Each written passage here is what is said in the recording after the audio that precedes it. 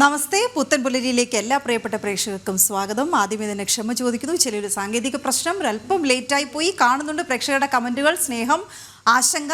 എന്തായാലും ലേറ്റായി, ഇനി ഒട്ടും ലേറ്റാക്കുന്നില്ല. നോക്കാം പ്രധാന വാർത്തകൾ. നയിക്കാൻ രാജീവ് ചന്ദ്രശേഖർ. BJP പുതിയ സംസ്ഥാന അധ്യക്ഷന്റെ പ്രഖ്യാപനം രാവിലെ 11 മണിക്ക് സംസ്ഥാന കൗൺസിൽ യോഗത്തിൽ പ്രഖ്യാപിക്കുക കേന്ദ്രമന്ത്രി പ്രഹ്ലാദ് ജോഷി.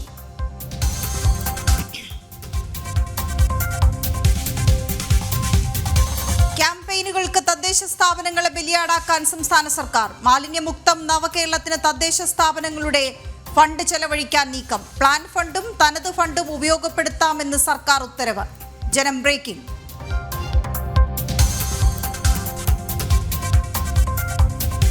പ്രതിഷേധം കടുപ്പിച്ച ആശമാർ. കൂട്ട ഉപവാസ സമരം ഇന്ന്. പിന്തുണ പ്രഖ്യാപിച്ച് വീടുകളിലും ഉപവസിക്കുമെന്ന ആശാവർക്കർമാർ. നിരാഹാര സമരം 5ാം ദിവസത്തിലേക്ക്.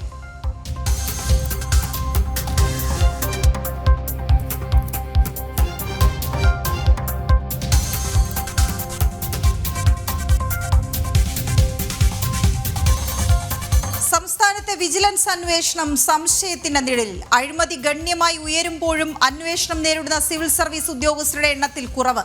രാഷ്ട്രീയ ഇടപെടൽ വിജിലൻസ് അന്വേഷണങ്ങളെ സ്വാധീനിക്കുന്നതായി ആക്ഷേപം.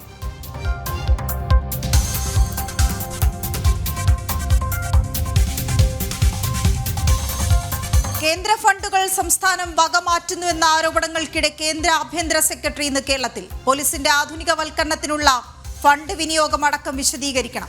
സംസ്ഥാന ആഭ്യന്തര സെക്രട്ടറിയുമായും വിവിധ സേനാ മേധാവികളുമായും കൂടിക്കാഴ്ച നാളെ.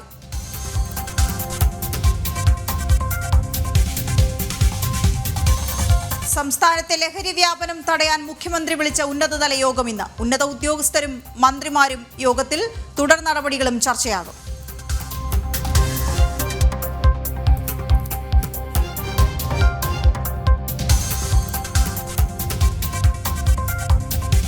കാനഡയിൽ പൊതുതെരഞ്ഞെടുപ്പ് പ്രഖ്യാപിച്ച് പ്രധാനമന്ത്രി മാർക്ക് കാർണി. ഗവർണർ ജനറലിനെ കണ്ട് പാർലമെന്റ് പിരിച്ചുവിടാൻ ശുപാർശ ചെയ്തു. കാർണിയുടെ തീരുമാനം ചുമതലയേറ്റ് 2 ആഴ്ചയ്ക്കുള്ളിൽ. കാനഡ പോളിംഗ് ബൂത്തിലെത്തുക ഏപ്രിൽ 28-ന്.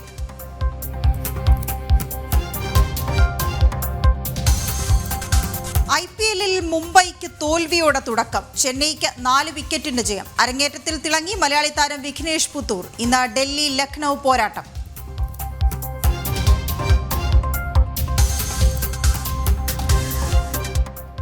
നമുക്ക് വിശദാംശങ്ങളിലേക്ക് പോകാം. അതിനും ഒട്ടും താമസിക്കേണ്ട. പക്ഷേ പുത്തൻ പുലരിയാണോ ഇത്രയും ലേറ്റായിട്ട് തുടങ്ങിയപ്പോഴെന്ന് എല്ലാവരും കുറ്റപ്പെടുത്തുന്നുണ്ട്. പക്ഷേ കേരളത്തിന് വരാൻ പോകുന്നത് ഇനി പുത്തൻ പുലരികൾ തന്നെയാകുമെന്നുള്ള ഉറപ്പ് ഇന്നലെ BJP സംസ്ഥാന ക്യാമ്പിൽ നിന്ന് ലഭിച്ചു. BJP സംസ്ഥാന അധ്യക്ഷനായി രാജീവ് ചന്ദ്രശേഖറിനെ ഇന്ന് ഔദ്യോഗികമായി പ്രഖ്യാപിക്കും. രാവിലെ 11 മണിക്ക് BJP സംസ്ഥാന കൗൺസിൽ യോഗത്തിലാണ് പ്രഖ്യാപനം ഉണ്ടാവുക.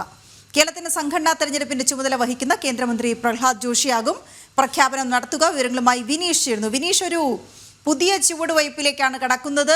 ഒരുപക്ഷെ കെ സുരേന്ദ്രൻ തുടങ്ങി വെച്ച പോരാട്ടം അതിനെ ഇനി ഫലപ്രാപ്തിയിലേക്ക് എത്തിക്കുക എന്നുള്ള നിയോഗം വന്നു ചേരുന്നത് രാജീവ് ചന്ദ്രശേഖറിലേക്കാണെന്ന് മനസ്സിലാക്കുന്നു. പ്രഖ്യാപനം എപ്പോഴാണ്? വിവരങ്ങൾ.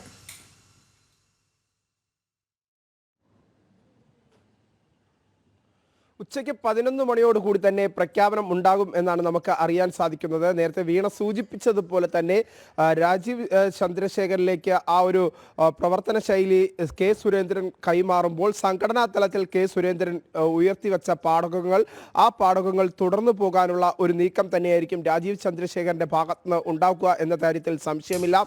വി മുരളീധരന്റെ കാലഘട്ടം മുതൽ BJPയുടെ സംസ്ഥാന അധ്യക്ഷന്മാരുടെ ഒരു രാഷ്ട്രീയ ചരിത്രം എടുത്തു നോക്കുകയാണെങ്കിൽ സംഘടനാ തലത്തിൽ കൂടുതൽ വളർച്ചയുണ്ടാക്കാൻ അല്ലെങ്കിൽ കൂടുതൽ വലിയ തോതിൽ സംഘടനയെ ഉയർത്തിക്കൊണ്ടുവരാൻ ഏറ്റവും കൂടുതൽ ദൃഢമായിരുന്ന ഒരു പ്രവർത്തനം കാഴ്ചവെച്ചത് മുൻകാലങ്ങളിലുള്ള BJPയുടെ സംസ്ഥാന അധ്യക്ഷന്മാരുടെ പ്രവർത്തനം തന്നെയാണ്. അതിൻ്റെ ഒരു തുടർച്ചയാകണം ഇനിയുള്ള കാലഘട്ടങ്ങളിലേക്കുള്ള രാജീവ് ചന്ദ്രശേഖരൻ്റെ ഒരു പടികയറ്റം എന്ന് നമുക്ക് വിലയിരുത്താൻ സാധിക്കും. കാരണം BJPയുടെ ദേശീയ നേതൃത്വത്തിന് ഏറ്റവും വിശ്വസ്തനായ ഒരു നേതാവ്. ഒപ്പം എടുത്തു പറയേണ്ട മറ്റൊരു കാര്യമുണ്ട്.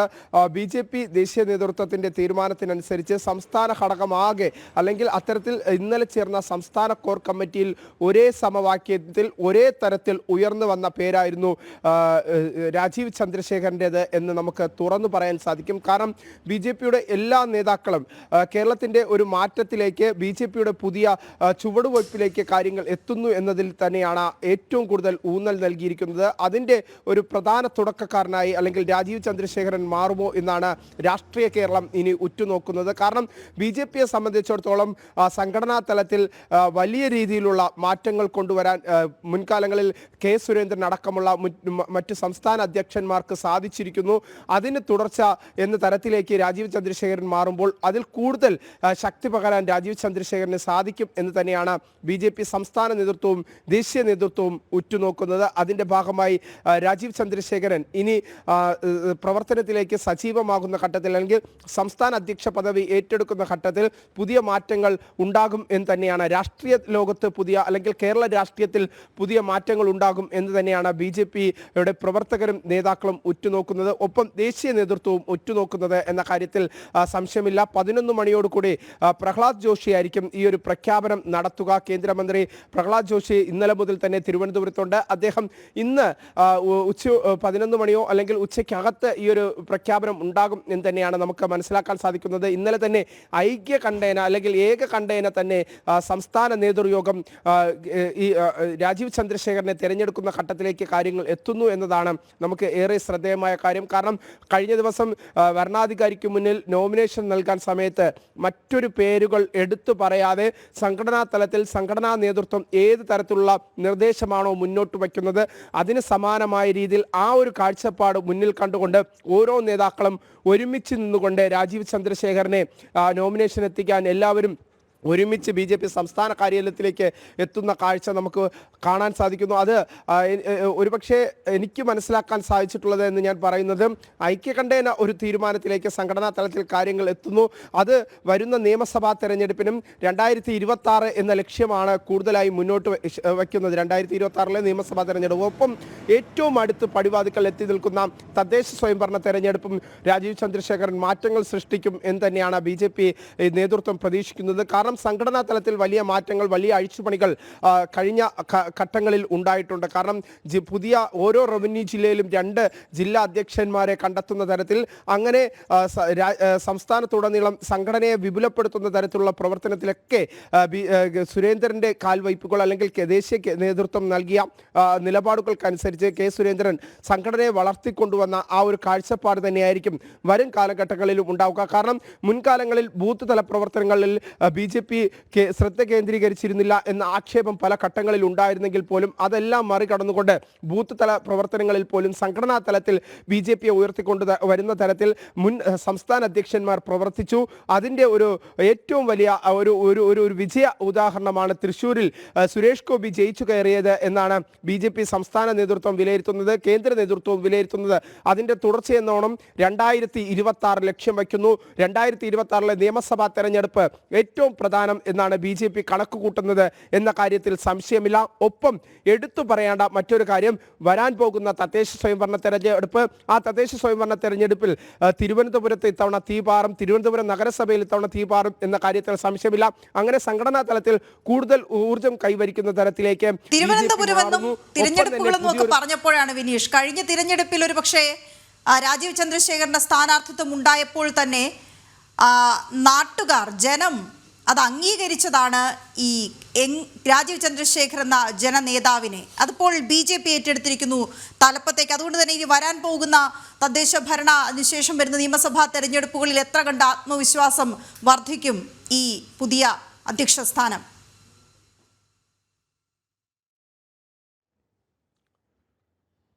തീർച്ചയായിട്ടും വലിയ ആത്മവിശ്വാസം BJP നേതാക്കൾക്കും പ്രവർത്തകർക്കും നൽകുന്നു എന്ന കാര്യത്തിൽ സംശയമില്ല. കാരണം രാജീവ് ചന്ദ്രശേഖരൻ തിരുവനന്തപുരം ലോക്സഭാ തെരഞ്ഞെടുപ്പിൽ മത്സരിക്കുന്ന സമയത്ത് അദ്ദേഹത്തിൻ്റെ മുദ്രാവാക്യം ഏറ്റവും പ്രധാനം എന്ന് നമുക്ക് പറയാൻ സാധിക്കുന്നത് യുവാക്കൾക്കിടയിൽ ആരവം സൃഷ്ടിക്കുന്ന തരത്തിൽ, യുവാക്കൾക്കിടയിൽ പ്രത്യേകിച്ച് അവർക്ക് വലിയ ആവേശം നൽകുന്ന തരത്തിലുള്ള ഒരു പ്രവർത്തന ശൈലി തന്നെയായിരുന്നു രാജീവ് ചന്ദ്രശേഖരൻ തിരുവനന്തപുരത്തിൻ്റെ മനസ്സറിഞ്ഞുകൊണ്ട് കാഴ്ചവെച്ചത്. അത് സംസ്ഥാനം പൂർണ്ണമായും സംസ്ഥാന ലോകത്ത് എല്ലാ മേഖലകളിലേക്കും അദ്ദേഹത്തിൻ്റെ വികസന നേട്ടങ്ങൾ അല്ലെങ്കിൽ വികസന പ്രവർത്തനത്തിൻ്റെ ശൈലി എത്തുമെന്ന കാര്യത്തിൽ സംശയമില്ല. പ്രത്യേകിച്ച് യുവാക്കൾക്കിടയിൽ പ്രതീക്ഷ നൽകുന്ന ഒരു നേതാവായി രാജീവ് ചന്ദ്രശേഖരൻ മാറും എന്ന കാര്യത്തിലും സംശയമില്ല. കാരണം തിരുവനന്തപുരം ലോക്സഭാ തെരഞ്ഞെടുപ്പിൽ കപ്പിനും ചുണ്ടിനും ഇടയിൽ BJPക്ക് സീറ്റ് നഷ്ടപ്പെട്ട ഒരു ലോക്സഭാ മണ്ഡലമാണ് തിരുവനന്തപുരം. അതിന് സമാനമായിരുന്നു ആറ്റിങ്ങൽ നിയോജക മണ്ഡലം എന്ന് നമുക്ക് പറയാതിരിക്കാൻ കഴിയില്ല. അതുകൊണ്ട് തന്നെ തിരുവനന്തപുരത്തെ സംബന്ധിച്ചിടത്തോളം കൂടുതൽ ഈ 2026 BJP ലക്ഷ്യം വയ്ക്കുന്നത് കൂടുതൽ MLA-മാരെ ഉണ്ടാക്കുക, ഒപ്പം തന്നെ തദ്ദേശ സ്വയംഭരണ തെരഞ്ഞെടുപ്പിൽ തിരുവനന്തപുരം നഗരസഭ, ഒപ്പം തന്നെ തിരുവനന്തപുരം ജില്ലയിലെ വിവിധ പഞ്ചായത്തുകൾ, അങ്ങനെ സംസ്ഥാനത്തൊട്ടാകം വലിയ മാറ്റങ്ങൾ കൊണ്ടുവരാനുള്ള ഒരു ശ്രമം തന്നെയായിരിക്കും രാജീവ് ചന്ദ്രശേഖരന്റെ ഭാഗത്തുനിന്നുണ്ടാകുക. കാരണം വികസനത്തിൻ്റെയും ടെക്നോളജിയുടെയും കാലഘട്ടത്തിൽ ഇന്ന് കേരളം കുതിക്കുമ്പോൾ അല്ലെങ്കിൽ രാജ്യം കുതിക്കുമ്പോൾ ആ രാജ്യത്തിൻ്റെ കുതിപ്പിനോടൊപ്പം BJPയുടെ കാഴ്ചപ്പാടുകൾ അല്ലെങ്കിൽ നരേന്ദ്രമോദി സർക്കാരിൻ്റെ വികസന കാഴ്ചപ്പാടുകൾ കൊണ്ടുവരാനുള്ള ഒരു ശ്രമം തന്നെയായിരിക്കും രാജീവ് ചന്ദ്രശേഖരന്റെ ഭാഗത്ത് ഉണ്ടാവുക എന്ന കാര്യത്തിൽ സംശയമില്ല. അതുകൊണ്ട് വികസനത്തിന് ഊന്നൽ നൽകിക്കൊണ്ടുള്ള ഒരു രാഷ്ട്രീയത്തിന് തന്നെയാണ് വരും കാലഘട്ടങ്ങളിൽ BJP കഴിഞ്ഞ നരേന്ദ്രമോദി സർക്കാരിൻ്റെ കാലഘട്ടങ്ങളിലൊക്കെ നമ്മൾ പരിശോധിക്കുമ്പോൾ മനസ്സിലാക്കാൻ സാധിക്കുന്നത് അത്തരത്തിൽ വികസനത്തിലൂന്നിയ ഒരു കാഴ്ചപ്പാടായിരിക്കും രാജീവ് ചന്ദ്രശേഖർ മുന്നോട്ട് വയ്ക്കുക എന്ന കാര്യത്തിൽ സംശയമില്ല.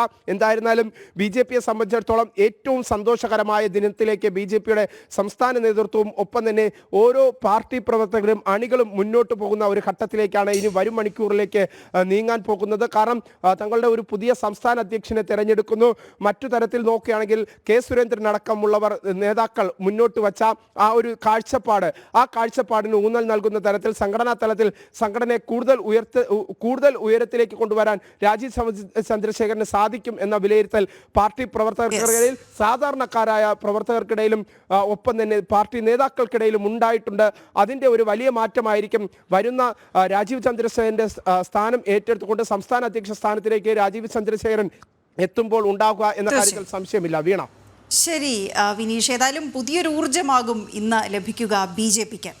അതേസമയം പുത്തൻപുലരി കാണാതായപ്പോൾ എന്തോ ഒരു പന്തികേട് തോന്നി. രാവിലെ 7 മണി ഞങ്ങളുടെ പുത്തൻപുലരി സമയം മുടങ്ങാതെ നോക്കണേ എന്ന് മുരളീധരൻജി പറയുന്നു. തീർച്ചയായും മുരളീധരൻജി. അഷ്റഫ് ചോദിക്കുന്നു, വീണാജി ഉറങ്ങിപ്പോയോ എന്ന്? നല്ല മഴയൊക്കെ ആയിരുന്നല്ലോ. ഇവിടെ മഴയില്ല. ഇപ്പോൾ രാവിലെ ഉറങ്ങിപ്പോയതുമല്ല, രാവിലെ 5 മണിക്ക് ഞങ്ങളുടെ ടീം തയ്യാറായിരുന്നു. പക്ഷേ നിങ്ങൾക്കറിയാം ജനം TV പുതിയ തയ്യാറെടുപ്പുകൾ നടത്തുന്ന കാര്യം. അപ്പോൾ ചില സാങ്കേതിക പ്രശ്നങ്ങൾ ഉണ്ടാകുന്നതിലൂടെ ദയവായി പ്രേക്ഷകർ സഹകരിക്കുക. ചെറിയ ചില സാങ്കേതിക പ്രശ്നങ്ങൾ ഉണ്ടാകുമ്പോൾ തീർച്ചയായും ഞങ്ങളോടൊപ്പം തുടർന്ന ഈ പ്രേക്ഷകരോട് ഏറ്റവും നന്ദിയുണ്ട്. അടുത്ത വാർത്തയിലേക്ക് പോകാം. കേന്ദ്ര ആഭ്യന്തര സെക്രട്ടറി ഇന്ന് കേരളത്തിലെത്തും. സംസ്ഥാന ആഭ്യന്തര സെക്രട്ടറിയുമായും വിവിധ സേനാ മേധാവികളുമായും കൂടിക്കാഴ്ച നാളെയാണ്. സന്ദർശനം കേന്ദ്ര ഫണ്ടുകൾ സംസ്ഥാനം വഴിമാറ്റുന്നു എന്ന ആരോപണങ്ങൾക്കിടെയാണ്. പോലീസിന്റെ ആധുനികവൽക്കരണത്തിനുള്ള ഫണ്ടിന്റെ വിനിയോഗമടക്കം സംസ്ഥാനം വിശദീകരിക്കേണ്ടി വരും. ശാലിനിയാണ് ചേരുന്നവരുമായി. Shalini, good morning.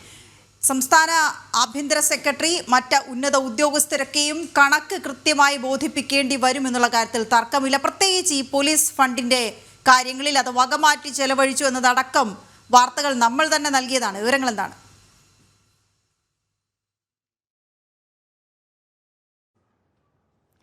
വീണ, ഗുഡ് മോർണിംഗ്. വീണ സൂചിപ്പിച്ചതുപോലെ കേന്ദ്ര ആഭ്യന്തര സെക്രട്ടറി ഇന്ന് രാത്രിയോടുകൂടി തലസ്ഥാനത്തേക്ക് എത്തുകയാണ്. എല്ലാ വർഷവും ഓരോ സാമ്പത്തിക വർഷവും കോടിക്കണക്കിന് രൂപയാണ് സംസ്ഥാനത്തെ ക്രമസമാധാന പരിപാലനത്തിനായി കേന്ദ്ര സർക്കാർ നൽകുന്നത്. പക്ഷേ ഈ ഫണ്ട് ഒന്നും തന്നെ കാര്യക്ഷമമായി കേരളത്തിൽ വിനിയോഗിക്കുന്നില്ല. അത് വിവിധ ആർഭാടങ്ങൾക്കും ദൂർത്തിനുമായി സംസ്ഥാന സർക്കാർ വിനിയോഗിക്കുന്നു എന്നതടക്കമുള്ള വാർത്തകൾ, റിപ്പോർട്ടുകൾ, ഒപ്പം തന്നെ ക്രമസമാധാന പരിപാലനം സംസ്ഥാനത്ത് താളം തെറ്റിയ സാഹചര്യം. ഈ ഘട്ടത്തിൽ കൂടിയാണ് കേന്ദ്ര ആഭ്യന്തര സെക്രട്ടറി ഈ സാഹചര്യങ്ങൾ വിലയിരുത്താനായി കേരളത്തിലേക്ക് എത്തുന്നത് എന്നുള്ളതാണ് ഏറ്റവും ശ്രദ്ധേയമായിട്ടുള്ള കാര്യം.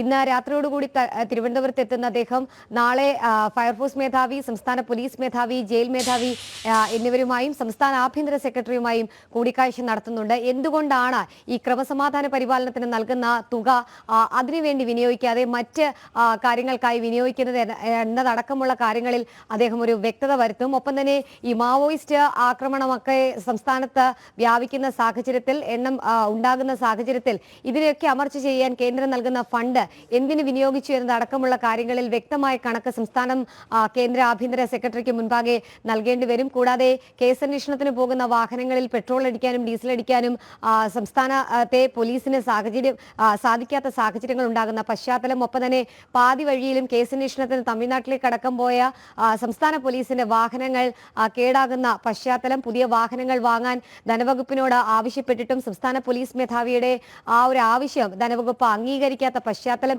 ഇതൊക്കെ എന്തിന്റെ പശ്ചാത്തലത്തിലാണ് ഉണ്ടായിട്ടുള്ളത്, എന്താണ് ഇവിടെ സംഭവിക്കുന്നത് എന്നതടക്കമുള്ള കാര്യങ്ങളിൽ ഒരു വ്യക്തത തേടാനാണ് കേന്ദ്ര ആഭ്യന്തര സെക്രട്ടറി നേരിട്ട് തന്നെ കേരളത്തിലേക്ക് എത്തുന്നത്.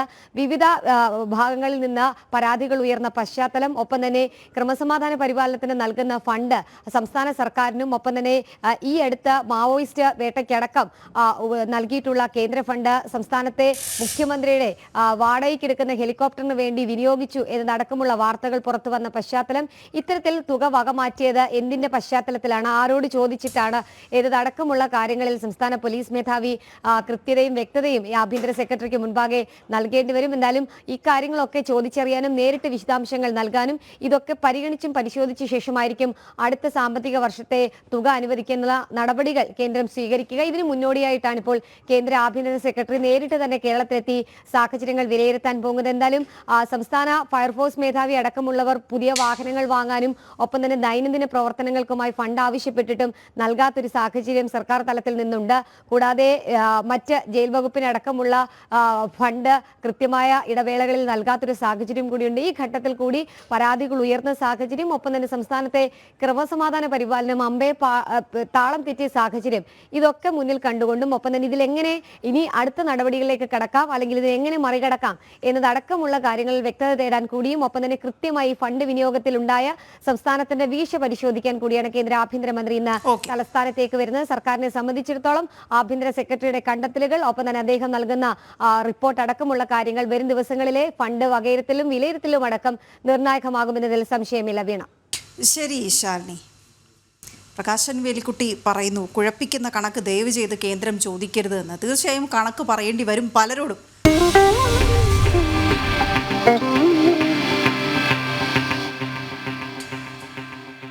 സെക്രട്ടേറിയറ്റിന് മുന്നിലെ സമരവേദിയിൽ ഇന്ന് ആശമാരുടെ കൂട്ട ഉപവാസം. ആരോഗ്യമന്ത്രിയുടെ ഡൽഹി നാടകം പൊളിഞ്ഞതിന് പിന്നാലെയാണ് ഉപവാസ സമരം പ്രഖ്യാപിച്ചത്.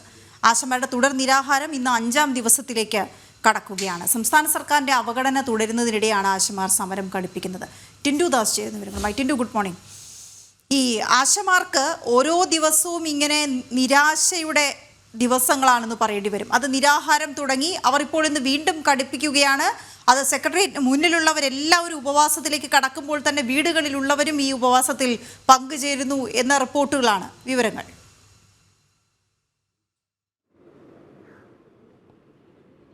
തീർച്ചയായിട്ടും വീണ, ഇന്ന് ആശാവർക്കർമാരുടെ സമരം 43ാം ദിവസത്തിലേക്ക് കടക്കുകയാണ്. ഉപവാസ സമരം 5ാം ദിവസത്തേക്കിലും ഇന്ന് സെക്രട്ടേറിയറ്റ് പടിക്കൽ ആശാവർക്കർമാരുടെ കൂട്ട ഉപവാസ സമരമാണ്. സെക്രട്ടേറിയറ്റ് പടിക്കൽ എത്താൻ കഴിയാത്ത ആശാവർക്കർമാർക്ക് വീടുകളിലും അതോടൊപ്പം തന്നെ PHSCകൾ, അവർ ജോലി ചെയ്യുന്ന PHSCകളിലും ഉപവാസ സമരം ഇരിക്കാവുന്നതാണ്. നമുക്കറിയാം, വിവിധ ആവശ്യങ്ങൾ ഉന്നയിച്ചുകൊണ്ട് 43 ദിവസങ്ങൾക്ക് മുന്നെയാണ് ആശാവർക്കർമാർ സമരവുമായിട്ട് രംഗത്തെത്തിയത്, അല്ലെങ്കിൽ സെക്രട്ടേറിയറ്റ് പടിക്കലേക്ക് എത്തിയത്. 43 ദിവസങ്ങൾ പിന്നിടുമ്പോഴും സംസ്ഥാന സർക്കാരിൻ്റെ ഭാഗത്തു നിന്നോ ആരോഗ്യ വകുപ്പിൻ്റെ ഭാഗത്തു നിന്നോ ആശാവർക്കർമാർക്ക് അനുകൂലമായിട്ടുള്ളൊരു തീരുമാനം ഉണ്ടായിട്ടില്ല എന്നാണ് ഏറ്റവും പ്രധാനപ്പെട്ട കാര്യം. അതുതന്നെയാണ് ഒരുപക്ഷെ ആശാവർക്കർമാർക്ക് ഈ സമരത്തിൽ നിന്നും പിന്മാറാതിരിക്കാനുള്ള ഒരു കാരണമെന്ന് പറയുന്നത്. കാരണം അവർ വിവിധ ആവശ്യങ്ങൾ ഉന്നയിച്ചുകൊണ്ടാണ് കഴിഞ്ഞ 43 ദിവസമായിട്ടൊരു സമരം ഇരിക്കുന്നത്. ഓണറേറിയം വർദ്ധിപ്പിക്കുക എന്നതാണ് പ്രധാനപ്പെട്ട ആവശ്യം. അതോടൊപ്പം തന്നെ ഇൻസെൻറ്റീവ്, കൂടാതെ വിരമിക്കൽ തുക തുടങ്ങിയ ആവശ്യങ്ങൾ നിരവധി തവണ സംസ്ഥാന സർക്കാരുമായിട്ട് ആവശ്യപ്പെട്ട്, അല്ലെങ്കിൽ സംസ്ഥാന സർക്കാരിനോടും ആരോഗ്യ വകുപ്പിനോടും ആവശ്യപ്പെട്ടിട്ടുണ്ടെങ്കിലും ഒരു ഘട്ടത്തിൽ പോലും ആ തുക അല്ലെങ്കിൽ അത്തരത്തിൽ അവരുടെ ആവശ്യങ്ങൾ അംഗീകരിച്ചു കൊടുക്കാൻ സർക്കാർ തയ്യാറാക്കുന്നില്ല. ഈ ആശാവർക്കർമാരുടെ ഇടപെടൽ കൊണ്ട് 2 തവണത്തെ സമരം ശക്തിപ്പെടുത്തിയ സാഹചര്യത്തിൽ കൂടിയാണ് ആശാവർക്കർമാരുടെ ആരോഗ്യവകുപ്പ് ചർച്ചയ്ക്കായി വിളിക്കുന്നത്.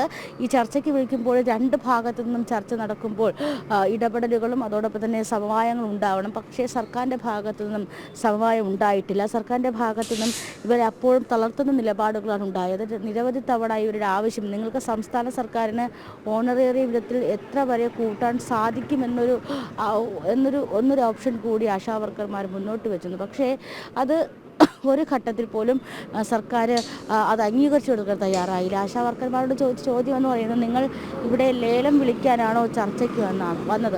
അത്തരത്തിലുള്ള നിരുത്തരവാദിത്തപരമായിട്ടുള്ള ഒരു തരത്തിലുള്ള ആത്മാർത്ഥതയും ഇല്ലാത്ത ചോദ്യങ്ങളാണ് ഒരു പക്ഷേ ഇവരുടെ ഭാഗത്തു നിന്ന് അല്ലെങ്കിൽ ആരോഗ്യവകുപ്പിൻ്റെ ഭാഗത്തു നിന്നും സംസ്ഥാന സർക്കാരിൻ്റെ ഭാഗത്തു നിന്നും ഉയർന്നപ്പോൾ കഴിഞ്ഞ 43 ദിവസമായിട്ട് ഇവരെ വിവിധ ആവശ്യങ്ങൾ ഉന്നയിച്ചുകൊണ്ട് സമരത്തെ ഒരു ഘട്ടത്തിൽ പോലും സമരം കൈവിട്ടു പോകാതെ, ഒരു ഘട്ടത്തിൽ പോലും സമരം അക്രമാസക്തമായ രീതിയിലേക്ക് പോകാതെ വളരെ പക്വതയോടുകൂടി വളരെ അച്ചടക്കത്തോടുകൂടി ഇവരുടെ ആവശ്യങ്ങൾ നിരന്തരമായി ആവശ്യപ്പെട്ടുകൊണ്ട് ഇവരെ സമരം ചെയ്യുമ്പോഴും സർക്കാരിൻ്റെ ഭാഗത്തു നിന്നുണ്ടാകുന്ന ഒരു നിലപാട് അവർക്ക് അനുകൂലമായിട്ടൊരു നിലപാടുണ്ടാകുന്നില്ല. അത് സർക്കാരിൻ്റെ പ്രതിനിധികളാണെങ്കിൽ പോലും പാർട്ടി പ്രതിനിധികളാണെങ്കിൽ പോലും ആശാ വർക്കർമാരെ വളരെ മോശമായ രീതിയിൽ ചിത്രീകരിച്ചുകൊണ്ട് അല്ലെങ്കിൽ വളരെ മോശം പരാമർശങ്ങൾ നടത്തിക്കൊണ്ടാണ് ഒരുപക്ഷെ അവർ സമരത്തെ നേരിടുന്നത്. ഏതാണ്ട് 23,000-ഓളം ആശാ വർക്കർമാർ ജോലി ചെയ്യുന്ന സംസ്ഥാനത്ത് എല്ലാ ജില്ലകളിൽ നിന്നും അവരുടേതായിട്ടുള്ള പ്രതിനിധികൾ പങ്കെടുത്തിരുന്നു. പക്ഷേ അപ്പോഴും പറയുന്നത് വെറും 450-ൽ താഴെയുള്ള തീവ്രമായിട്ടുള്ള ആളുകൾ നടത്തുന്ന അജണ്ടയുടെ ഭാഗമായിട്ട് നടത്തുന്ന സമരമെന്നാണ് ഒരുപക്ഷെ ഈ സമരത്തെ സർക്കാർ വിശേഷിപ്പിക്കുന്നത്. അപ്പോൾ എന്തായാലും ഇന്നിപ്പോൾ 43 ദിവസം പിന്നിടുമ്പോൾ, 5ാം ഉപവാസ ദിവസം പിന്നിടുമ്പോൾ സർക്കാർ ഒരു ഇടപെടൽ ഈ സമരത്തിൽ നടത്തുന്നില്ല എന്നതാണ് ഏറ്റവും വിഷമകരമായിട്ടുള്ള കാര്യം. അപ്പോൾ ഇന്നെന്തായാലും ഏതാണ്ട് 30,000-ഓളം ആളുകൾ ഇവിടെ കൂട്ട ഉപവാസത്തിനായി പങ്കെടുക്കും. അതോടൊപ്പം തന്നെ ഒരുപക്ഷെ ഉപവാസ സമരത്തിൽ പങ്കെടുക്കാൻ സാധിക്കാത്തവർ അവർ ജോലി ചെയ്യുന്ന PHCകളിലും നിരാഹാര ഉപവാസ സമരം നടത്തുമെന്നാണ് നിലവിലിപ്പോൾ ആശാ വർക്കർമാർ അറിയിക്കുന്നത്. വീണ. ഓക്കെ, ശരി ടിൻഡു. ഏതായാലും കൂട്ട ഉപവാസ സമരത്തിലേക്ക് കടക്കുകയാണ് ആശമാർ. അതേസമയം സംസ്ഥാനം നേരിടുന്ന വലിയ പ്രശ്നം ലഹരി വ്യാപനം. ഇത് തടയാൻ മുഖ്യമന്ത്രി വിളിച്ച ഉന്നതതല യോഗം ഇന്ന് ചേരും. എക്സൈസിലെയും പോലീസിലെയും ഉന്നത ഉദ്യോഗസ്ഥരും മന്ത്രിമാരും ഒക്കെ യോഗത്തിൽ പങ്കെടുക്കും. ഇതിൻ്റെ വിശദാംശങ്ങളിലേക്കാണ് ഇനി പോകേണ്ടത്. ശാലിനി ആണ് ചേരുന്നത്. ശാലിനി, ഈ ഉന്നത ഉദ്യോഗസ്ഥരും എല്ലാവരും ചേരുന്ന യോഗം, തുടർ നടപടികളൊക്കെ ഈ യോഗത്തിൽ ചർച്ചയാകേണ്ടതുണ്ട്. ഒപ്പം സാമൂഹിക സാംസ്കാരിക മാധ്യമ രംഗത്തെ പ്രമുഖരെ, വിദ്യാർത്ഥി സംഘങ്ങളുടെ യോഗമൊക്കെ ഇനി വരും ദിവസങ്ങളിൽ ചേരാനിരിക്കുന്നു. പക്ഷേ ഈ യോഗങ്ങളെല്ലാം ചേരുമ്പോഴും ഇതുവരെ കൊണ്ടെത്തിച്ചത് എന്തൊക്കെ നടപടികളെന്ന് പറയുന്ന ഒരു പരിശോധന കൂടി ഈ യോഗത്തിലൊക്കെയും ഉണ്ടാകേണ്ടതാണ്. ഇതുവരെ സ്വീകരിച്ച നടപടികൾ എന്തൊക്കെയെന്നുള്ളത് കൂടി കൃത്യമായി അടയാളപ്പെടുത്തേണ്ടതുമാണ്. ഏതായാലും ആശാവഹമായി കാണാം ഈ നടക്കുന്ന യോഗങ്ങളെ. കാരണം ഇതൊരു വലിയ പ്രശ്നമായി പ്രത്യേകിച്ച് നമ്മുടെ യുവസമൂഹത്തിനെ കാർന്നു തിന്നുകൊണ്ടിരിക്കുന്ന ഒരു സാഹചര്യം കൂടിയുണ്ട്. ശാലിനി, വിവരങ്ങൾ എന്താണ്? ശാലിനി, കേൾക്കാൻ കഴിയുന്നുണ്ട് എന്ന് കരുതുന്നു. ഈ ലഹരി വ്യാപനത്തിന്മേലൊരു ചർച്ച നടക്കുമ്പോൾ എന്തൊക്കെ പ്രധാനപ്പെട്ട കാര്യങ്ങളാണ് ഈ ചർച്ചയിൽ കൊണ്ടുവരുന്നത്? ഇതുവരെ എടുത്ത നിലപാടുകളിൽ എന്തൊക്കെ പാളിച്ചകൾ പറ്റി എന്നുള്ളതടക്കം ചർച്ചയ്ക്ക് വരുമോ?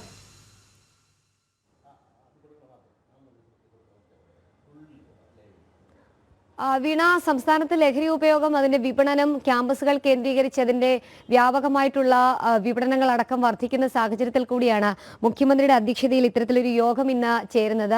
ഇതിൽ എക്സൈസ് വകുപ്പ് ഉദ്യോഗസ്ഥർ, ഒപ്പം തന്നെ പോലീസിലെയും പ്രധാനപ്പെട്ട ഉദ്യോഗസ്ഥരും യോഗത്തിൽ പങ്കെടുക്കുന്നുണ്ട്. പ്രധാനമായും ഈ ലഹരി വ്യാപനം എങ്ങനെ തടയാമെന്നുള്ളതാണ് പ്രധാനമായി ഈ യോഗം ചർച്ച ചെയ്യുക. പ്രത്യേകിച്ച് അതിർത്തി കടന്ന് സംസ്ഥാനത്തേക്ക് ലഹരി എത്തുമ്പോൾ അത് കൃത്യമായി പരിശോധന നടത്തുന്നില്ല എന്നുള്ള വ്യാപകമായിട്ടുള്ള ആക്ഷേപങ്ങൾ എക്സൈസിന് മുൻപിലും പോലീസിന് മുൻപിലുമുണ്ട്. ഈ സാഹചര്യത്തിൽ കൂടിയാണ് അടിയന്തരമായൊരു യോഗം ചേർന്നുകൊണ്ട് ഒരു കർമ്മ പദ്ധതി അടക്കം രൂപീകരിച്ച് സംസ്ഥാനത്തെ ലഹരി മുക്തമാക്കാനുള്ള നടപടികളിലേക്ക് സർക്കാർ തലത്തിൽ കടക്കുന്നത്. അത് മാത്രമല്ല, കഴിഞ്ഞ ഒരു മാസത്തോളമായി എക്സൈസിന്റെയും സംസ്ഥാന പോലീസ് മേധാവിയുടെയും ADGP മനോജ് എബ്രഹാമിന്റെയും ഒക്കെ നേതൃത്വത്തിൽ നടക്കുന്ന ഓപ്പറേഷൻ ഡി ഹണ്ട് 70,000-ലടക്കം ആളുകളെ കഴിഞ്ഞ ദിവസങ്ങളിൽ പരിശോധനയ്ക്കും ഒപ്പം തന്നെ ഇതിനും വിധേയമാക്കിയിട്ടുണ്ട് എന്നുള്ളതാണ് കണ്ടെത്തിയിട്ടുള്ളത്. ഏകദേശം 7,000-ലധികം ആളുകളുടെ അറസ്റ്റ് അടക്കം രേഖപ്പെടുത്തി കേസുകളടക്കം രജിസ്റ്റർ ചെയ്ത സാഹചര്യങ്ങൾ കൂടി നിലനിൽക്കുന്നുണ്ട്. ഈ പശ്ചാത്തലത്തിൽ കൂടിയാണ് എങ്ങനെ ലഹരി വ്യാപനം തടയാമെന്നുള്ള ഒരു അന്വേഷണത്തിലേക്കും അതിനുള്ള കർമ്മ പദ്ധതിയിലേക്കും അതിനുള്ള നടപടിയിലേക്കും സർക്കാർ കടക്കുകയും ചെയ്യുന്നത്. ലഹരി ഉപയോഗിച്ചുള്ള അതിക്രമങ്ങൾ, ഒപ്പം തന്നെ കൊലപാതകങ്ങളടക്കം വർദ്ധിക്കുന്ന സാഹചര്യങ്ങളുണ്ട്. സംസ്ഥാനത്തെ കോളേജുകൾ കേന്ദ്രീകരിച്ച ലഹരി വ്യാപനം കൂടുതൽ വർദ്ധിക്കുന്ന പശ്ചാത്തലം, ഒപ്പം വിവിധ ഹോസ്റ്റലുകളിലടക്കം പരിശോധന നടത്തിയപ്പോൾ ഹോസ്റ്റലുകളിൽ നിന്നും ലഹരി വസ്തുക്കൾ പിടികൂടുന്നു. അവിടെ തന്നെ അതിന്റെ വിപണനം അടക്കം നടക്കുന്നു. അതിന്റെ വിപണനത്തിനുള്ള സാഹചര്യങ്ങളും അതിന്റെ തൂക്കം നോക്കുന്ന യന്ത്രങ്ങളും അടക്കം കണ്ടെത്തിയ പശ്ചാത്തലം കൂടി നിലനിൽക്കുന്നുണ്ട്. ഈ ഘട്ടത്തിൽ കൂടിയാണ് സംസ്ഥാനത്തെ ലഹരി വ്യാപനം തടയാൻ ഒരു കർമ്മ പദ്ധതി തയ്യാറാക്കി അല്ലെങ്കിൽ ഏത് തരത്തിൽ ഇതിനെ അമർച്ച ചെയ്യാനുള്ള ഒരു ചർച്ചയ്ക്ക് സർക്കാർ ഒരുങ്ങുകയും ചെയ്യുന്നത്. സംസ്ഥാന സർക്കാരിനെതിരെ അതിരൂക്ഷമായ വിമർശനം ഘട്ടത്തിൽ ഉയർന്ന പശ്ചാത്തലം കൂടി നിലനിൽക്കുന്നുണ്ട്. ഈ സാഹചര്യത്തിൽ കൂടിയാണ് അടിയന്തരമായി തന്നെ യോഗം ചേർന്നുകൊണ്ട് ഇതിനുള്ള ബദൽ മാർഗങ്ങൾ സ്വീകരിക്കാൻ ആഭ്യന്തര വകുപ്പ് കൈയാളുന്ന മുഖ്യമന്ത്രി തന്നെ നേരിട്ട് നിർദ്ദേശം നൽകിയത്. കഴിഞ്ഞ ദിവസമാണ് ഇത് സംബന്ധിച്ച് ഔദ്യോഗികമായിട്ടുള്ള അറിയിപ്പ് വിവിധ വകുപ്പുകൾക്ക് നൽകുകയും ചെയ്തിട്ടുള്ളത്. കോളേജുകളിലടക്കം വ്യാപനം ശക്തമായ സാഹചര്യത്തിൽ ഗവർണർ തന്നെ ഇടപെടുന്ന ഒരു പശ്ചാത്തലം കൂടി ഉണ്ടായിരുന്നു. ഈ ഘട്ടത്തിൽ കൂടിയാണ് സംസ്ഥാന സർക്കാരും കൂടി ഇതിലൊരു അടിയന്തര ഇടപെടൽ നടത്തി ഇന്ന് യോഗം ചേർന്നുകൊണ്ട് ഒരു കർമ്മ പദ്ധതി തയ്യാറാക്കാനും ലഹരി വ്യാപനം തടയാനുമുള്ള ശ്രമങ്ങളിലേക്ക് കടക്കുകയും ചെയ്യുന്നത്. വീണ. ശരി ശാലിനി, ഇതൊക്കെ കൃത്യമായി നടത്താനുള്ള ആർജവും കൂടി സർക്കാർ കാണിക്കണം. കാരണം നമ്മുടെ യുവജനത ലഹരിയുടെ പിടിയിലായിരിക്കുന്നു എന്ന കാര്യത്തിൽ നമുക്ക് വലിയ ആശങ്കയുണ്ട്. മറ്റൊരു ഇടവേളയോട് കൂടി സമയമായിരിക്കുന്നു. അതിൽ പോകുന്നതിന് മുമ്പ് ഒരു പുരസ്കാര നിറവിൽ നിൽക്കുന്ന ഒരു സ്കൂളിനെ കാണാം. തൃശ്ശൂരിലെ ചേർപ്പ് CNN GLP സ്കൂൾ 2024-25 വർഷത്തെ ജില്ലയിലെ ശ്രേഷ്ഠ ഹരിത വിദ്യാലയമായി സ്കൂളിലെ തിരഞ്ഞെടുത്തതിൻ്റെ സന്തോഷത്തിലാണ് അധ്യാപകരും കുട്ടികളും. സ്കൂളിലെ വിശേഷങ്ങൾ. മാതൃഭൂമിയും ഫെഡറൽ ബാങ്കും ചേർന്ന് നടപ്പാക്കിയ സീഡ് പദ്ധതിയുടെ ഭാഗമായാണ് CNN GLP സ്കൂൾ പുരസ്കാരത്തിന് അർഹമായത്. ഈ അധ്യയന വർഷം നടത്തിയ എല്ലാ പ്രവർത്തനങ്ങളിലും മികവ് പുലർത്തിയതിന്റെ ഭാഗമായാണ് സ്കൂളിനെ തേടി പുരസ്കാരമെത്തിയത്. ഏറെ സന്തോഷവും അഭിമാനവുമുണ്ട്. വിദ്യാലയം ഒരു തുറന്ന പാഠപുസ്തകം എന്ന ഒരു അനുഭവം കുട്ടികൾക്ക് ലഭ്യമാക്കുന്നതിനായിട്ട്, നേരനുഭവങ്ങൾ ഒരുക്കുന്നതിനായിട്ട് കഴിഞ്ഞ കുറച്ച് വർഷങ്ങളായിട്ട് വിദ്യാലയം ശ്രമിക്കുന്നുണ്ട്. അതിൻ്റെ ഭാഗമായിട്ട് സീഡ് പദ്ധതികൾ കൂടി ഉൾപ്പെടുത്തിക്കൊണ്ട് നമ്മൾ പ്രവർത്തനങ്ങൾ ചെയ്യുകയുണ്ടായി. അതിനുള്ള അംഗീകാരമാണ് നമുക്ക് ലഭിച്ചത്. ഏറെ സന്തോഷം. സീഡ് ഇത്തവണ അവതരിപ്പിച്ച 3 പ്രവർത്തനങ്ങളിലും മികച്ച പ്രകടനമാണ് സ്കൂൾ കാഴ്ചവെച്ചത്. സീഡിന്റെ പ്രധാനമായും 3 പ്രവർത്തനങ്ങളാണ് ഉണ്ടായിരുന്നത്. പ്രധാനമായിട്ടുള്ള 3 പ്രവർത്തനങ്ങൾ. അതിൽ ഒന്നാമത്തേത് പഴയ കതിർ പുതിയ കൈകളിൽ എന്നുള്ള ഒരു പ്രവർത്തനം. അതിൻ്റെ ഭാഗമായിട്ട് ഞങ്ങൾ സ്കൂളിൽ കരനെൽ കൃഷി ചെയ്ത് കുട്ടികൾക്ക് മാതൃകയാക്കി നെല്ലിനെ തൊട്ടറിഞ്ഞ് ഓരോ ഘട്ടങ്ങളും കണ്ടറിഞ്ഞ് വളരാനുള്ള പഠിക്കാനുള്ള ഒരു സൗകര്യം ഞങ്ങൾ ഉണ്ടാക്കി. രണ്ടാമതായിട്ട് എൻ്റെ പൈതൃകം എന്ന് പറയുന്ന ഒരു പദ്ധതിയായിരുന്നു. അതിൻ്റെ ഭാഗമായിട്ട് ഞങ്ങൾ ഇവിടുത്തെ ചരിത്ര പ്രാധാന്യം അർഹിക്കുന്ന പെരുവനം ക്ഷേത്രം, ചിറ, മഹാത്മാഗാന്ധി മൈതാനം, പിന്നെ ഗാന്ധി സ്തൂപം എന്നിവയെല്ലാം കുട്ടികളെ കൊണ്ടുപോയി സന്ദർശിച്ച് കണ്ട് മനസ്സിലാക്കുകയും ചരിത്ര പ്രാധാന്യങ്ങൾ അവരറിയുകയും ചെയ്തു. പിന്നെ മൂന്നാമതായിട്ട് മഴയറിയാം എന്ന പ്രവർത്തനമാണ് ഉണ്ടായിരുന്നത്.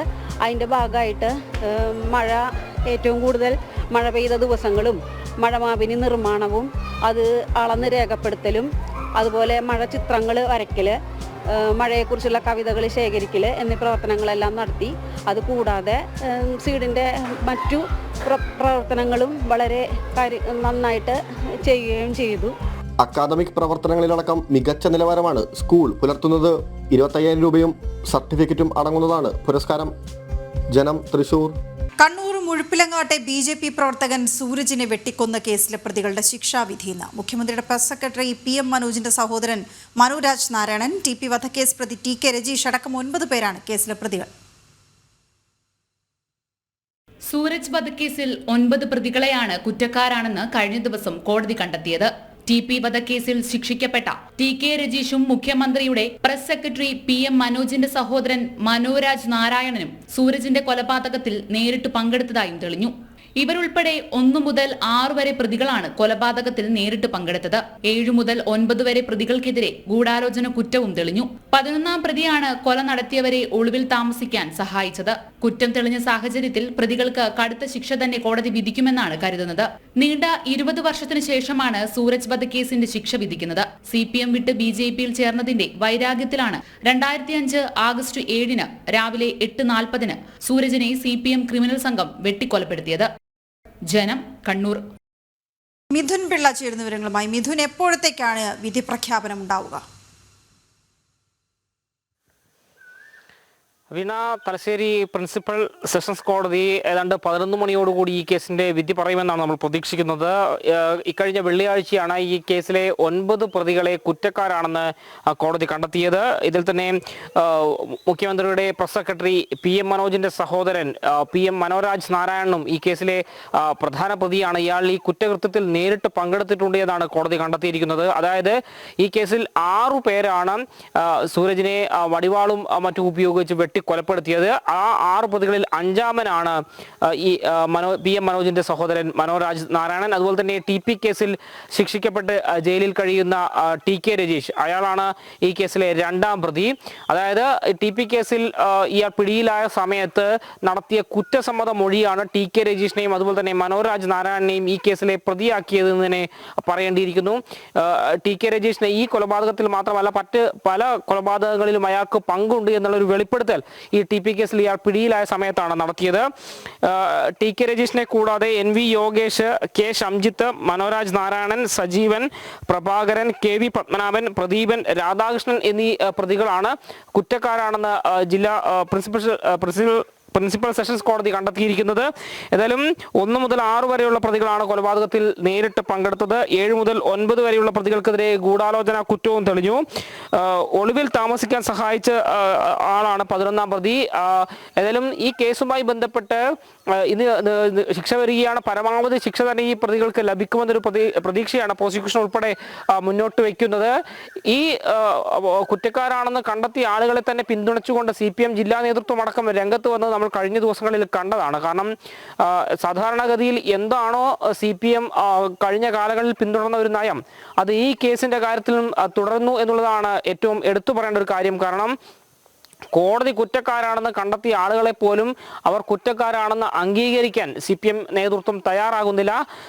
ഇവരെ ഈ കേസിൽ പെടുത്തിയതാണ് എന്നുള്ള രീതിയിൽ തന്നെയാണ് CPMന്റെ കണ്ണൂർ ജില്ലാ സെക്രട്ടറി MV ജയരാജൻ കഴിഞ്ഞ ദിവസം മാധ്യമങ്ങളോട് പ്രതികരിക്കുമ്പോൾ പറഞ്ഞത്. ഏതായാലും നീണ്ട 20 വർഷങ്ങൾക്ക് ശേഷം ഈ കേസിൽ വിധി വരികയാണ്, ശിക്ഷാവിധി വരികയാണ്. പലതവണ വിചാരണ പല ഘട്ടത്തിൽ നിലച്ചു പോകുന്ന ഒരു സാഹചര്യം ഉണ്ടായിരുന്നു. ഒടുവിൽ വീണ്ടും ജീവൻ വയ്ക്കുന്ന ഒരു സാഹചര്യമുണ്ടായി. ഏതായാലും 6 മാസത്തിലേറെ നീണ്ട വിചാരണ ഇന്ന് കഴിഞ്ഞ ദിവസം പൂർത്തിയായി. കുറ്റക്കാരാണെന്ന് കണ്ടെത്തുകയും ചെയ്തു. ഏതായാലും ഇന്ന് കേസിലെ നിർണായക വിധി കോടതി പറയുകയാണ്. വീണ, ശരി മിഥുൻ. പാതിവില തട്ടിപ്പ് കേസിൽ നാഷണൽ NGO കോൺഫെഡറേഷൻ ചെയർമാനും സായി ഗ്രാമം ട്രസ്റ്റ് എക്സിക്യൂട്ടീവ് ഡയറക്ടറുമായ KN ആനന്ദകുമാറിനെ കൂടുതൽ കേസുകളിൽ അറസ്റ്റ് ചെയ്യാനൊരുങ്ങി ക്രൈംബ്രാഞ്ച്. മറ്റു കേസുകളിൽ കൂടി അറസ്റ്റ് രേഖപ്പെടുത്തി കസ്റ്റഡിയിൽ വാങ്ങി ചോദ്യം ചെയ്യും. മൂവാറ്റുപുഴ സീഡ് സൊസൈറ്റി സെക്രട്ടറി നൽകിയ കേസിൽ മൂവാറ്റുപുഴ സബ് ജയിലിലേക്ക് റിമാൻഡ് ചെയ്ത ആനന്ദകുമാർ ദേഹാസ്വാസ്ഥ്യത്തെ തുടർന്ന് തിരുവനന്തപുരത്തെ ആശുപത്രിയിൽ ചികിത്സയിലാണ്. സുധീഷ് ഗോപാൽ ചേരുന്നുണ്ട് വിവരങ്ങളുമായി. സുധീഷ്, അപ്പോൾ കൂടുതൽ നടപടികളിലേക്ക് ഈ കേസിൽ കടക്കുകയാണ്, വിവരങ്ങൾ?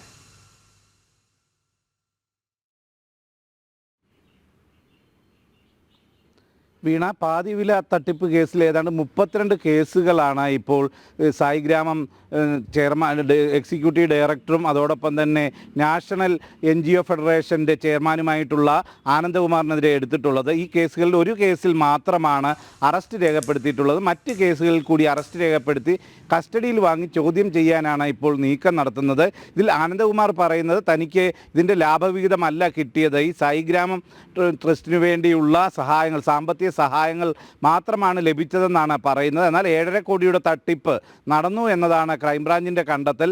ഇതിനായി ഇത്തരത്തിൽ ഈ കേസുമായി ബന്ധപ്പെട്ട അനന്തകൃഷ്ണൻ്റെ സഹായങ്ങൾ ലഭിക്കുന്നതിനും അതോടൊപ്പം തന്നെ അയാളുടെ പ്രവർത്തനങ്ങൾ ഇതുമായി ഏകോപിപ്പിക്കുന്നതിനും മറ്റുമായി നിയമാവലിയിൽ പോലും മാറ്റം വരുത്താൻ അനന്തകുമാറും നടപടിയെടുത്തിരുന്നു എന്നതാണ് ക്രൈംബ്രാഞ്ചിൻ്റെ കണ്ടെത്തൽ. ഇതിൻ്റെ എല്ലാം പശ്ചാത്തലത്തിൽ കൂടുതൽ ചോദ്യം ചെയ്യൽ വേണ്ട ഒരു സാഹചര്യമുണ്ട്. ഈ ഒരു പശ്ചാത്തലത്തിലാണ് മറ്റ് കേസുകൾ കൂടി അറസ്റ്റ് രേഖപ്പെടുത്തിക്കൊണ്ട് കൂടുതൽ ചോദ്യം ചെയ്യലുമായി മുന്നോട്ട് പോകാൻ ക്രൈംബ്രാഞ്ച് തീരുമാനിച്ചിട്ടുള്ളത്. നിരവധി പേരാണ് ഇത്തരത്തിൽ തട്ടിപ്പിന് ഇരയായിട്ടുള്ളത്. ഏതാണ്ട് 7000-ലധികം പേർ തട്ടിപ്പിന് ഇരയായിട്ടുണ്ടെന്നാണ് മനസ്സിലാക്കുന്നത്. ഇവർ പലരും കൂട്ടം ചേർന്നാണ് പരാതി നൽകിയിട്ടുള്ളതും. ഇപ്പോൾ ഒരു കേസിൽ മാത്രമാണ്, തൊടുപുഴ സ്വദേശി നൽകിയ കേസിൽ മാത്രമാണ് അറസ്റ്റ് രേഖപ്പെടുത്തിയിട്ടുള്ളത്. ബാക്കി നടപടികൾ ഊർജിതമാക്കാനാണ് ക്രൈംബ്രാഞ്ചിന്റെ നീക്കം. വീണ, ഓക്കെ, ശരി സുധീഷ്. ഏതായാലും പാതിവില തട്ടിപ്പ് കേസിൽ national NGO confederation chairman KN ആനന്ദകുമാറിനെ കൂടുതൽ കേസുകളിൽ അറസ്റ്റ് ചെയ്യാൻ ഒരുങ്ങുകയാണ് ക്രൈംബ്രാഞ്ച്. അതിൻ്റെ വിവരങ്ങളാണ് സുധീഷ് നൽകിയത്. 8 മണിയോട് അടുക്കുകയാണ് സമയം. നമുക്ക് ഒരു വളരെ പ്രധാനപ്പെട്ട വാർത്ത കൂടി നോക്കാം. 125 അടിയിൽ മഹാഭാരത കഥ ചുമർചിത്ര രൂപത്തിൽ ദൃശ്യാവിഷ്കരിച്ചിരിക്കുകയാണ് ഒരു ചിത്രകാരൻ. മലപ്പുറം എടപ്പാൾ കോലളമ്പ സ്വദേശി അരുൺ അരവിന്ദാണ് മഹാഭാരത കഥാസന്ദർഭങ്ങളെ കോർത്തിണക്കി മഹാചുമർ ചിത്രം തയ്യാറാക്കിയത്. കുട്ടികൾക്കടക്കം എളുപ്പത്തിൽ മഹാഭാരത കഥ മനസ്സിലാക്കാൻ കഴിയും എന്നതാണ് ഇതിൻ്റെ പ്രത്യേകത. കണ്ടുവരാം. മഹാഭാരത കഥയെ എളുപ്പത്തിൽ മനസ്സിലാക്കാൻ കഴിയുമെന്നതാണ് ഈ ചുമർ ചിത്രത്തിന്റെ പ്രത്യേകത. 125 അടി നീളവും 3 അടി വീതിയുമുണ്ട്. മഹാഭാരതത്തിലെ നിരവധി സന്ദർഭങ്ങളെയും കഥാപാത്രങ്ങളെയും കൂട്ടിച്ചേർത്താണ് തയ്യാറാക്കിയത്. സ്ഥിരം കണ്ടുപോകുന്ന കഥാപാത്രങ്ങൾക്ക് അപ്പുറം പരിചിതമല്ലാത്ത കഥാപാത്രങ്ങളെയും കഥാസന്ദർഭങ്ങളെയുമാണ് ചുമർ ചിത്രത്തിൽ പ്രധാനമായും ഉൾക്കൊള്ളിച്ചിട്ടുള്ളത്. ഓരോ പർവ്വത്തിൽ നിന്നും ഏറ്റവും പ്രധാനപ്പെട്ട കുറച്ച് ഭാഗങ്ങളെ നമ്മൾ ചിത്രീകരിക്കാൻ പറ്റുന്ന രീതിയിലുള്ള കാര്യങ്ങളെ നമ്മൾ കണ്ടെടുക്കുകയും അതിനെയാണ് നമ്മൾ മ്യൂറൽ ചുമർ ചിത്ര ശൈലിക്ക് മാറ്റിയിട്ട് ഈ 125 അടി നീളമുള്ള ചിത്രം ഒരുക്കുന്നത്. അതിലൊരു പ്രധാന വെല്ലുവിളി എന്ന് പറഞ്ഞാൽ ഈ പഠനം തന്നെയായിരുന്നു. ഒരു 2-3 മാസത്തോളം നമ്മളിതിൻ്റെ വരയ്ക്കുന്ന സീനുകൾ എങ്ങനെ ക്രമീകരിക്കണം എന്നുള്ളത് പഠനം തന്നെ നടക്കും. അതൊരു ഓർഡർ വേണം. പിന്നെ നമ്മൾ കണ്ടുപോയിരുന്ന ചിത്രങ്ങൾ എന്ന് പറഞ്ഞാൽ ഗീതോപദേശം കാണും, അങ്ങനെ കുറച്ച് ചിത്രങ്ങളല്ലേ മഹാഭാരത റിലേറ്റഡ് ആയിട്ട് നമുക്ക് കാണാൻ അവൈലബിൾ ആയിട്ടുള്ളൂ. അതിൻ്റെ തന്നെ ഉപകഥകളെ എങ്ങനെ ചിത്രീകരിക്കുക എന്നുള്ളതാണ് നമ്മളിതിൽ കൂടുതൽ ശ്രമിച്ചിരിക്കുന്നത്. ഇത് മൊത്തം ഇതിൻ്റെ പഠനമടക്കം കാലാവധി നോക്കുകയാണെങ്കിൽ 1 വർഷത്തോളം നമ്മൾ അതിൻ്റെ വേണ്ടി ചെലവഴിക്കും. മഹാഭാരതത്തിലെ 18 പർവ്വങ്ങളിലെ കഥാസന്ദർഭങ്ങളെ ആസ്പദമാക്കിയാണ് വരച്ചത്. കോട്ടക്കൽ ആർട്ട് ഗാലറിക്ക് വേണ്ടിയാണ് ചുമർ ചിത്രം തയ്യാറാക്കി നൽകിയത്. 1 വർഷത്തോളം എടുത്തു ഇത് പൂർത്തീകരിക്കാൻ. മാസങ്ങളോളം പഠനം നടത്തി. ഗുരുവായൂർ ചുമർ ചിത്രകലാ പഠന കേന്ദ്രത്തിൽ നിന്നാണ് അരുൺ ചിത്രരചന പഠിച്ചത്. ഇതിനകം നിരവധി ക്ഷേത്രങ്ങളിൽ ചുമർ ചിത്രം വരച്ചു നൽകി. ക്യാമറാമാൻ കൃഷ്ണകുമാറിനൊപ്പം ശിവദാസ് കന്മനം, ജനം, മലപ്പുറം. വിപ്ലവഗാന വിവാദത്തിലേക്കാണ് നമ്മൾ പോകുന്നത്. കടക്കൽ ദേവി ക്ഷേത്രത്തിലെ വിപ്ലവഗാന വിവാദത്തിൽ ഹൈക്കോടതി ഇടപെട്ടതിന് പിന്നാലെ വിജിലൻസ് അന്വേഷണം തുടരുകയാണ്. രാഷ്ട്രീയ സ്വാധീനത്താൽ ഉപദേശക സമിതിയിലെ ചിലരെ സംരക്ഷിക്കാൻ ശ്രമിക്കുന്നതായും ദേവസ്വം ബോർഡിനെതിരെ ആക്ഷേപമുണ്ട്. അതേസമയം ക്ഷേത്രത്തിലെ ഉപദേശക സമിതി തിരഞ്ഞെടുപ്പ് നടക്കുന്നത് ശരിയായ നടപടിക്രമത്തിലല്ലെന്നും പരാതി ഉയർന്നിട്ടുണ്ട്. മനോജ് ചേരുന്ന വിവരങ്ങളുമായി. മനോജ്, അപ്പോൾ പുതുതായി എന്തൊക്കെ വിവരങ്ങൾ ഇതിനകത്ത് ചേർക്കാനുണ്ട്? എവിടെയൊക്കെ പാളിച്ച പറ്റിയിട്ടുണ്ട്? വീണ, ഇക്കഴിഞ്ഞ 10-ാം തീയതിയാണ് ഈ കടക്കൽ ദേവി ക്ഷേത്രത്തിലെ തിരുവാതിര മഹോത്സവവുമായി ബന്ധപ്പെട്ട് ഇത്തരത്തിലൊരു ഗാനമേള സംഘടിപ്പിച്ചത്. ഈ ഗാനമേളയിൽ ഉയർന്നു കേട്ടത് വിപ്ലവ ഗാനങ്ങളും അതോടൊപ്പം തന്നെ സ്ക്രീനിൽ തെളിഞ്ഞു വന്നത് DYFIയുടെ പതാകയും CPMന്റെ ചിഹ്നവും അടക്കമാണ്. ഇത് കഴിഞ്ഞ വർഷവും ഇത്തരത്തിൽ തന്നെ ഈ ഒരു സംഭവം ഉണ്ടായിട്ടുണ്ട് എന്നുള്ളതാണ്. ഇതിനാൽ തന്നെ വലിയ പ്രതിഷേധം ഉയർന്നു വന്നിരുന്നു. വിവിധ ഹൈന്ദവ സംഘടനകളുടെ നേതൃത്വത്തിൽ പ്രതിഷേധമൊക്കെ നടന്നു. പിന്നാലെയാണ് ദേവസ്വം ബോർഡ് ഇക്കാര്യത്തിലൊരു നടപടിയിലേക്ക് കടക്കുന്നു എന്നുള്ള കാര്യം അറിയിക്കുന്നത്. പക്ഷേ വിജിലൻസ് അന്വേഷണം, അതായത് ദേവസ്വത്തിന്റെ വിജിലൻസ് വിഭാഗം അന്വേഷണം ആരംഭിച്ചെങ്കിലും ആദ്യഘട്ടത്തിൽ ഇഴഞ്ഞു നീങ്ങുകയായിരുന്നു. പിന്നീട് ഹൈക്കോടതി ഈ കേസ് പരിഗണിച്ചു. ഹൈക്കോടതി രൂക്ഷ വിമർശനമാണ് ദേവസ്വം ബോർഡിനെതിരെയും ഉപദേശക സമിതിക്കെതിരെയും ഉന്നയിച്ചത്. അത്തരത്തിൽ ക്ഷേത്രമൊരു കോളേജ് പരിപാടിയല്ല ഇത്തരത്തിൽ തിരുവാതിര മഹോത്സവമെന്നും അവിടെ ഈ ലൈറ്റിൻ്റെയും അലങ്കാരത്തിൻ്റെയും കാര്യം വരെ അന്ന് കോടതി ചൂണ്ടിക്കാട്ടിയിരുന്നു. എത്രയും വേഗം നടപടിയും ആവശ്യപ്പെട്ടിരുന്നു. തുടർന്ന് ഈ വിജിലൻസ് അന്വേഷണത്തിൻ്റെ റിപ്പോർട്ട് സമർപ്പിച്ചാൽ മാത്രമേ കൃത്യമായിട്ടുള്ള നടപടിയിലേക്ക് കാര്യങ്ങൾ നീങ്ങുകയുള്ളൂ. എന്തായാലും ഇത് സംബന്ധിച്ചുള്ള വിമർശനം കോടതിയുടെ ഭാഗത്തു നിന്നും ഉണ്ടായതിനെ തുടർന്ന് അന്വേഷണം അങ്ങനെ പുരോഗമിക്കുകയാണ്. അതേസമയം തന്നെ ഈ ക്ഷേത്ര ഭാരവാഹികളെ അതോടൊപ്പം തന്നെ ഉപദേശക സമിതി അംഗങ്ങളെ ചിലരെ രാഷ്ട്രീയ സ്വാധീനം ഉപയോഗിച്ചുകൊണ്ട് രക്ഷപ്പെടുത്തുവാൻ ശ്രമിക്കുന്നു എന്നുള്ള ആരോപണവും ഉയരുന്നുണ്ട്. കാരണം ബ്രാഞ്ച് സെക്രട്ടറി അടക്കമുള്ളവരാണ് CPMന്റെ നേതാക്കളാണ് ഈ ക്ഷേത്ര ഉപദേശക സമിതിയിലുള്ളത്. ഇവരുടെ നേതൃത്വത്തിലാണ് ഇത്തരത്തിലൊരു പരിപാടി ഈ ക്ഷേത്രത്തിൽ സംഘടിപ്പിച്ചത്. അതായത് CPMന്റെ തന്നെ പോഷക സംഘടനയായിട്ടുള്ള വ്യാപാരി വ്യവസായി സമിതിയാണ് ഈ പരിപാടിക്ക് സ്പോൺസർ ചെയ്തിട്ടുള്ളത്. അത്തരത്തിലൊരു രാഷ്ട്രീയ വേദിയാക്കി കടക്കൽ ദേവി ക്ഷേത്രത്തെ അല്ലെങ്കിൽ ആ തിരുവാതിര മഹോത്സവത്തെ മാറ്റാൻ ശ്രമിച്ചു എന്നുള്ളതാണ്. ഇതിൽ സ്ഥലത്ത് തന്നെ CPMന്റെ സമുന്നതരായിട്ടുള്ള നേതാക്കളടക്കം അവിടെ വന്നിരുന്നാണ് ഈ ഒരു പരിപാടിക്ക് നേതൃത്വം നൽകിയത്. ഈ സംഭവവുമായി ബന്ധപ്പെട്ട അന്വേഷണം നടക്കുമ്പോൾ ചില ഈ ഉപദേശക സമിതി ഭാരവാഹികളെ സംരക്ഷിക്കാൻ ശ്രമിക്കുന്നു എന്നുള്ള ഒരു ആരോപണം തന്നെയാണ് ഉയർന്നു വരുന്നത്. കാരണം ഇവരൊക്കെ തന്നെ വലിയ രാഷ്ട്രീയ സ്വാധീനമുള്ളവരാണ്. അതോടൊപ്പം തന്നെ ക്രിമിനൽ കേസുകളിൽ പ്രതികൾ കൂടിയാണ് ഈ ഒരു ഉപദേശക സമിതിയിലുള്ള ചിലരൊക്കെയും. അത് ഉപദേശക സമിതി പ്രസിഡന്റായിട്ടുള്ള വികാസ് എന്ന വ്യക്തിക്കെതിരെ കേസുകൾ രജിസ്റ്റർ ചെയ്തിട്ടുള്ളതായി മനസ്സിലാക്കാൻ സാധിച്ചിട്ടുണ്ട്. അതൊക്കെ തന്നെ പഴയകാല, അതായത് 2006 മുതലുള്ള കേസുകളുടെ ലിസ്റ്റൊക്കെ തന്നെ എടുത്ത് പരിശോധിക്കുമ്പോൾ പലതരത്തിലുള്ള രാഷ്ട്രീയപരമായിട്ടുള്ള സംഘർഷങ്ങളിലടക്കം ഇയാൾ പ്രതിയാണ് എന്ന് മനസ്സിലാവുന്നുണ്ട്. എന്തായാലും അത്തരത്തിലൊരു ഉപദേശക സമിതിയെയാണ് ഈ ദേവസ്വം ബോർഡ് ആദ്യഘട്ടത്തിലൊക്കെ രക്ഷിക്കാൻ ശ്രമിച്ചത്. എന്തായാലും വിജിലൻസ് അന്വേഷണം അങ്ങനെ തുടരുകയാണ്. ഈ വിജിലൻസ് ഉദ്യോഗസ്ഥർ തന്നെ ഈ ക്ഷേത്ര ഉപദേശക സമിതിയോടും അതോടൊപ്പം തന്നെ ഈ ദേവസ്വം ബോർഡിൻ്റെ സബ് ഗ്രൂപ്പ് ചുമതലയുള്ള ഓഫീസർമാരോടും വിവരങ്ങൾ ശേഖരിച്ചിട്ടുണ്ട്. 25-നകം അന്വേഷണം പൂർത്തിയാക്കാനാണ് ഈ ഒരു ശ്രമം നടക്കുന്നത്. അതോടൊപ്പം തന്നെ 27-ന് ഈ കേസ് കോടതി വീണ്ടും പരിഗണിക്കുമ്പോൾ ഈ റിപ്പോർട്ടിൻ്റെ അടിസ്ഥാനത്തിലാകും നടപടി. അതേസമയം തന്നെ അന്വേഷണം സുതാര്യമായിരിക്കണമെന്നുള്ള ആവശ്യമാണ് വിവിധ ഹൈന്ദവ സംഘടനകളുടെ ആവശ്യമെന്നുള്ളത്. കാരണം ഈ അന്വേഷണം സുതാര്യമായില്ലെങ്കിൽ പലരും വീണ്ടും ഇത്തരത്തിൽ കാര്യങ്ങൾ ആവർത്തിക്കുമെന്നുള്ളതാണ്. കാരണം കഴിഞ്ഞ വർഷവും ഇതുപോലെ തന്നെ ഈ ഒരു 9ാം ഉത്സവ ദിവസത്തിൽ ഇത്തരത്തിലൊരു പരിപാടി സംഘടിപ്പിച്ചു എന്നുള്ളതാണ്. എന്തായാലും അന്വേഷണം സുതാര്യമായില്ലെങ്കിൽ വലിയ പ്രതിഷേധം തന്നെ ഉണ്ടാകുമെന്നാണ് വിവിധ ഹൈന്ദവ സംഘടനകളും അതോടൊപ്പം തന്നെ ഈ ഭക്തജനങ്ങളും അറിയിച്ചിട്ടുള്ളത്. ഓക്കെ, ശരി മനോജ്.